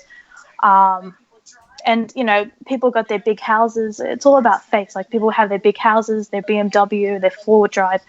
The ones who have their 3 kids, they got, they need to have the dog and everything. But it's all dead. Yeah, I understand. And you heard me about when I left Vancouver and my whole stint on the city. No one has money. Everyone's mad, and it's just this really bad driving. Exactly. The big cities across the Commonwealth. Look at Dublin; it's facing the same problem. Look at Edinburgh in Scotland, same thing. Look at in New Zealand. New Zealand's even worse because now they're trying to pass a law for people that are not allowed to sleep in their cars. Oh my God! Seriously? Yeah. That's it. They're talking about it. There's so much regulation, even for a business. I can't even go on the street and hold a poster on my own stick. I'm just walking around. I'm not sticking or anything. I can pay a big fine. Nothing encourages business anymore. It's so much regulation, and regulation for the wrong things, not for the fires. Right, but not for the no. But they would tell you that I don't know if you remember that article I read that England by 2020 or Britain will be Siberia. But they yeah, but they don't predict what's going to happen if you don't do controlled burns in Australia. They don't predict that in 5 years we're going to have a massive geopolitical fire that's going to don't predict that. These protesters are on the street and they're saying, oh, it's the fossil fuels and the carbon emissions that are causing the bushfires. Hello, like no one's actually, like I don't see the link between fossil fuels and the bushfires are happening now. I just see people starting fires, and also naturally these type of plants, they're supposed to, it's their type of life cycle. They need to burn to regenerate and that sort of thing. They're always meant to burn, because even in 1851, there was a massive fire that happened in Victoria. Mm-hmm. So currently, what's been happening, it was how many acres?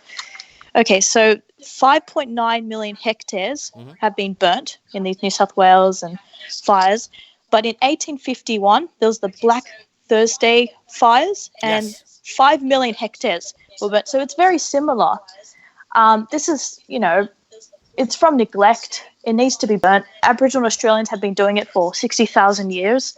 Mm-hmm. They know it's a ticking time bomb. It needs to be burned, needs to be cleaned out. Yeah, I know. I remember the people sending me clips to articles about where they were banning controlled burns and blah, blah, blah, environmentalists and blah, blah, blah. And a lot of these people don't own the land, don't own homes, but they just want to weigh in on what they think is right for everyone else to do.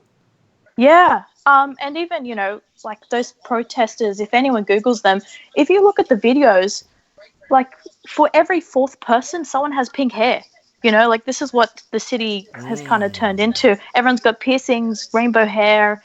And, most of these people, they're probably doing a Bachelor of Arts. They're not really doing anything practical or anything for the future. They're not really producing. They're not producing. They're not productive to society. Like, they don't mind having debt for a Bachelor of Arts degree, which is maybe worth like, I don't know, $9? Probably a couple dozen grand, and it's quite a lot of money. It's adding to the debt, but like, what is a Bachelor of Arts going to do? Absolutely nada. If you're in Canada and you want to immigrate to the U.S., they won't take anything arts.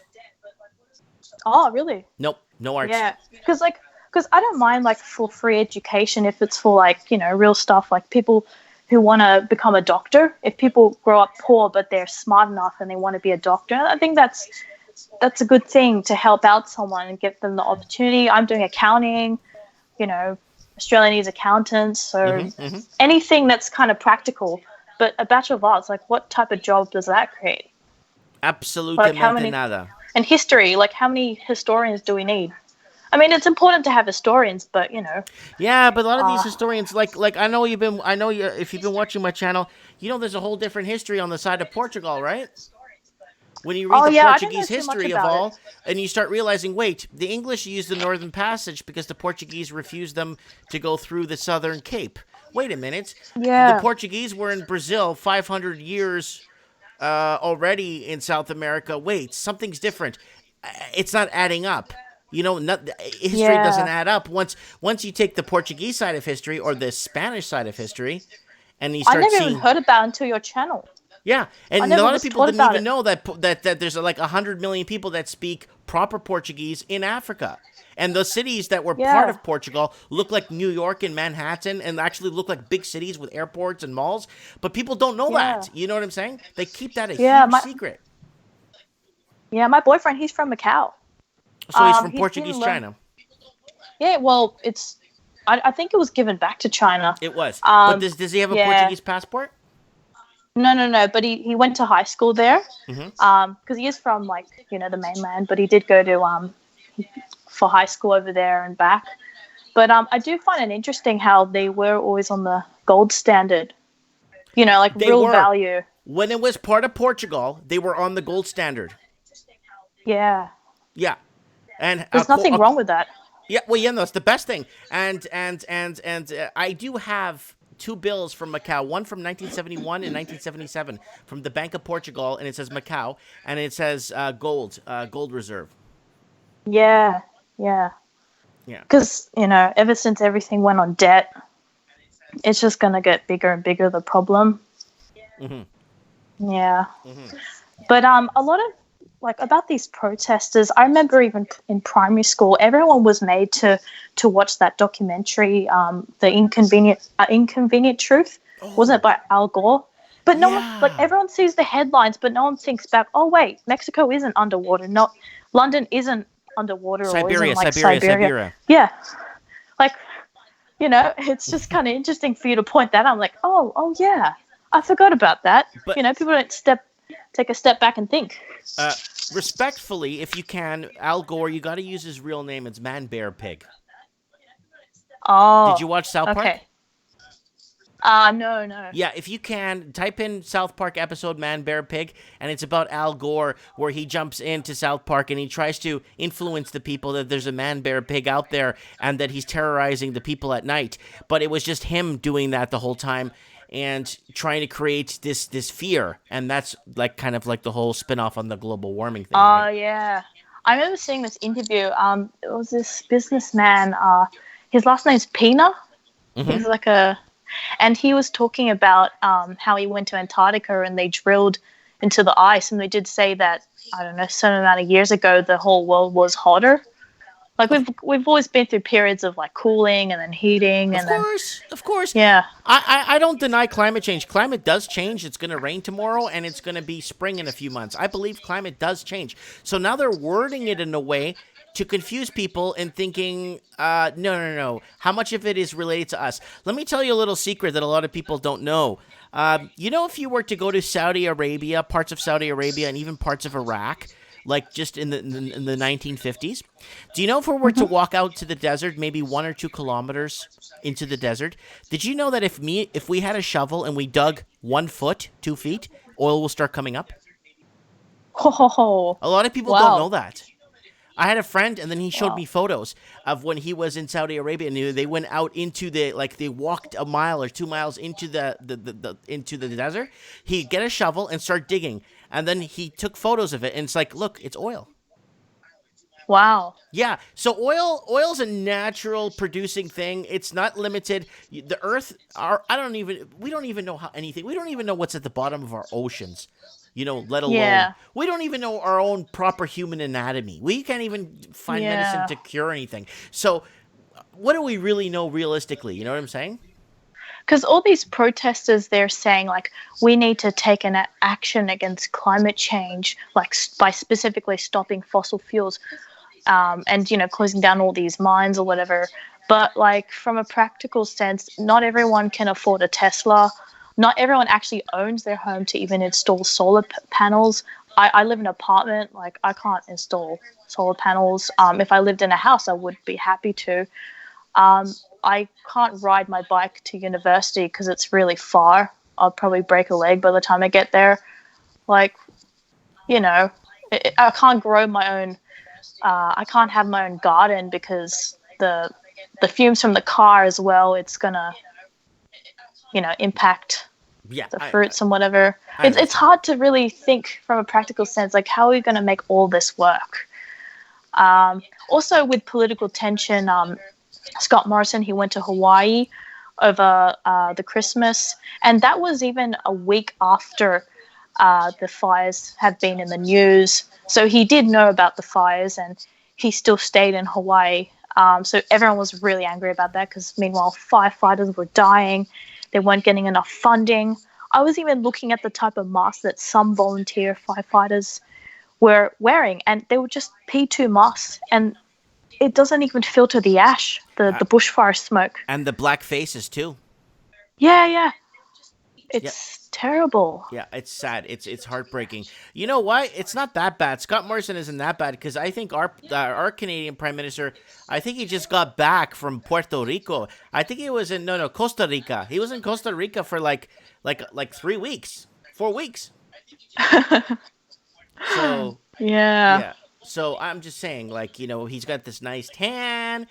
And he was on the news the other day talking about that Armenian or that flight that Croatian that flight there that crashed and yeah. He's got time to do his morning yoga. Yeah. And it is what it is. But I think things. I mean, right now you are caught in the grip of the city, and that's something you have to fix. Yeah, like regardless of who wins in this next election, like whether it's right wing or left wing or Labor, Liberal, Greens, they're all going to sell ourselves to foreigners anyways. Like we don't. I personally don't think there's any real good candidates that I know of so far.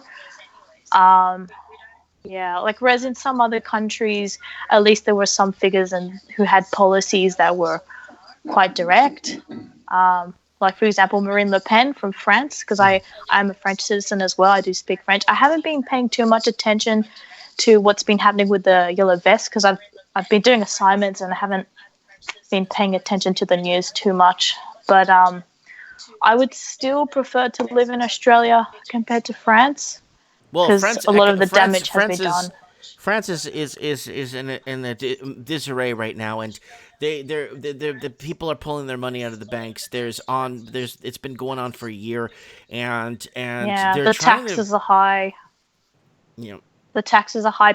A lot of French actors who were so quick to criticize Marine Le Pen, as soon as Macron won, they just went to Russia, to pay less taxes and.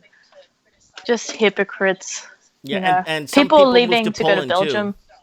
Yeah, I have a friend who is from France, but she chose to go to Belgium, but now she's going to Chile. But oh wow, they're in an economic disarray too. Yeah, it was just because her boyfriend is Chilean, so he went there. But yeah, I'm not sure what's going to happen with Chile as well, because Chile, out of the entire South American continent, isn't that like one of the very few capitalist or less socialist countries? Am I right or am I wrong? Chile is somewhat democratic. I mean, they do vote for their president and all that. The last socialist movement was I think it was the Pinochet movement, and I think that right now in Chile, I would say it's capitalistic, but very few get through, or very few make it. You know what I'm saying? Just like what's happening in Australia and Canada, very few make it now. Yeah. We can't even buy our own house, so... It doesn't feel like a free market. It doesn't feel like a capitalist country. Yeah. Yeah, and Chile's... I guess, in Chile, depending how far north you are, you'd have good weather pretty much all year round. And, there's goods and... Okay, the pros of Chile is very family-oriented. So everyone likes each other, everyone talks, everyone gossips. You have that kind of feeling in Chile, right? Where, as opposed to being like in Australia, in your city, I mean, I bet you don't even know your own neighbor. Sorry, I missed that. My internet cut off. Oh, sorry.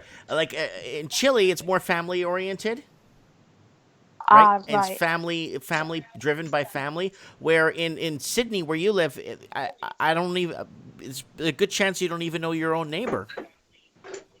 Oh yeah. The people who do want to start their families, they tend to go because they want to live up to that Australian dream, have a big house, have a dog, have a car, like a 4-wheel drive car, have like 3 kids. They want to go live in like the northwest or western suburbs, like Blacktown. But the thing is, because this is a bit cheaper, but Blacktown is going up in price at the moment. But there's consequences, like it's near housing commission. There's risks of being robbed. There's a lot of junkies, like drug addicts and criminals, robbers. Also the bushfires. The smoke is really bad over there. It's much worse than along the coast. Mm-hmm. It's far from everything. It's really far. It's dry. Here's the thing, like, I couldn't think of a place, another place to live in, whereas you lived in the city and then you moved to Merritt. There aren't many choices in Australia. I mean, just from my perspective, I'm used to living in the city. There are a lot of things that I really like, and I couldn't be comfortable living in a rural town. It's not the same, I would say, like you. Mm-hmm. It's rough. Yeah. See, every city has a different, like, okay, see, like in Canada, it's a little bit different. Like, I lived in Miami before I lived in Vancouver, right? And in Miami, it's a little bit different. In Miami, I could settle with a 1-bedroom apartment if I was single and just be on my own, because most of the time you're out and the weather's nice. So every city has a Yeah. different kind of like, That's what I like. I don't want to live in an area that I like being along the coast, getting some wind, not dry fires or even just floods, because we do have those problems sometimes. Anyways, all right. Any last words? Because it's like 12, almost 12:30 here on my end in the morning. Oh, if anyone wants to see my website, if they want to buy a special PM 2.5 mask, Sure. just go on Cesana.com, CERSANA.com. Just once you get off the Skype, can you put that in the chat there for us? In the comments? Yeah, please. Okay. All right then. Thanks, Mike. Well, you take care. And thanks, Ed. We'll stay in touch, okay? Yeah, that'll be cool. All right. Thanks, Awesome. Eduardo. Thank you so much. Yeah. Have a good night. You too. Okay. It's actually afternoon there, but Sunday afternoon. Okay. Oh, yeah. It's late, guys. There's people 3 o'clock in the morning still watching this show. All right. So, guys, don't forget to plug the channel, guys, if you can. We got subscribe to the channel first, if you can. And if you want, go ahead and join the channel. It doesn't cost much. You get your little badges. There's a couple of people in the comments with it. So if you guys want to support the channel, go ahead and do that. If you guys want to pick up Mike in the Night clothing and swag, that's pretty nice. I like these tights, man. I don't know what it is, but I like these tights. I'm not going to wear them, but I mean, they look pretty nice. You know what I'm saying? But yeah, things like that. Go check out the Mike in the Night. Check out the store here if you want to get a mug. I'll make a Supreme Cannon mug. I'll make here's the store right here. I'll make a Supreme Cannon mug. I'll make one for the Raven. And here I am on Patreon. If you don't like YouTube and supporting them, you can support me on Patreon. I'm also on Patreon. And people are messaging me. Here's my fan page, guys. There's a lot of fake ones. I think they got taken down. I think they're gone. So the real fan page has 117,000 followers. So that's the real one. There's one with 8 followers. Just avoid it. And here's some of my documentaries in Portuguese here on my YouTube channel if you guys ever want to check it out. Africa for Sale and all the ones that are very, very heavily, blocked in so many countries, right? But it's good to speak many languages. It's good to communicate with so many people, you know? Oh, God, I'm so tired, man.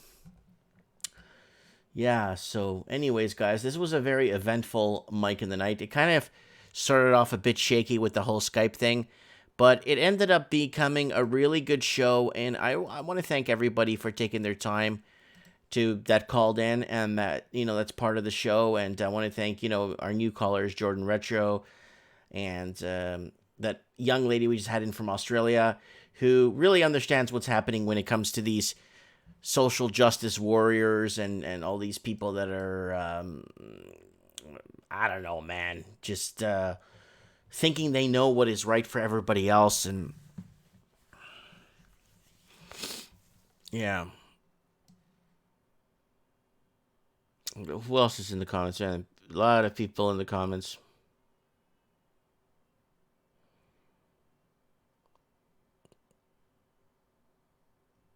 Wow, there's so many people and there's so many people watching. It's so late, man. Anyways, guys, holy crap, I've been here for 3.5 hours. I hope this video doesn't get flagged. We did get a bit controversial, but sometimes, people want to speak their minds. And, like I said, guys, the key to solve, or the key to end fear, is to love. That's it, man. That's the secret. That's it. That's the secret. The big secret of everything is love. Believe me. Anyways, Craig, good night. Chan, good night. Solid Extra, good night. Sato, a scientist. Chan L, good night. Supreme Cannon, Layla. Everybody, go to sleep, man. I don't even think I'm going to make a video tomorrow. I'm tired, man. Indiana Jones. And what else? Lord Humongous, Apple A. Who else we got? Anon. Everybody's in here tonight. Holy crap. We got, was that? George Chops. Ryan Holden. Solid Extras in here too. Metal Gear Mark III. Kevin Tavares. And then Lord Humongous, of course. Anyways, guys, hasta mañana. We'll see you guys tomorrow. And stay. Wait. Where did that go? Where did I put that link? Right here. One last time tonight. Yeah. Gemini King, Mike in the night, and the Gemini crew. Ooh.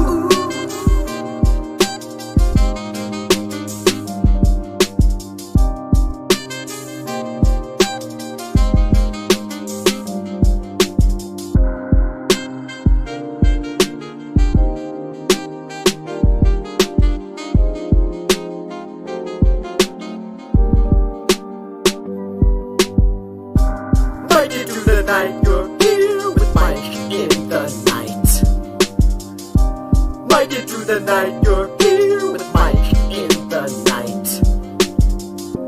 Let's just talk about the world. Give this page another turn, 'cause you're here with us tonight.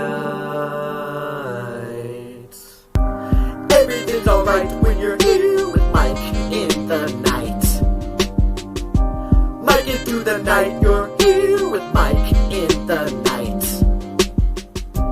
Giving the world light when you're here with Mike in the night. Mike it through the night, you're here with Mike in the night. Sometimes things are just absurd, so let's just talk about the world, 'cause you're here with us tonight. Mike it through the night, you're here with Mike in the night. Through the night, you're here with Mike in the night. Let's just talk about the world. Give this page another curl, 'cause you're here with us tonight. Good night, everyone.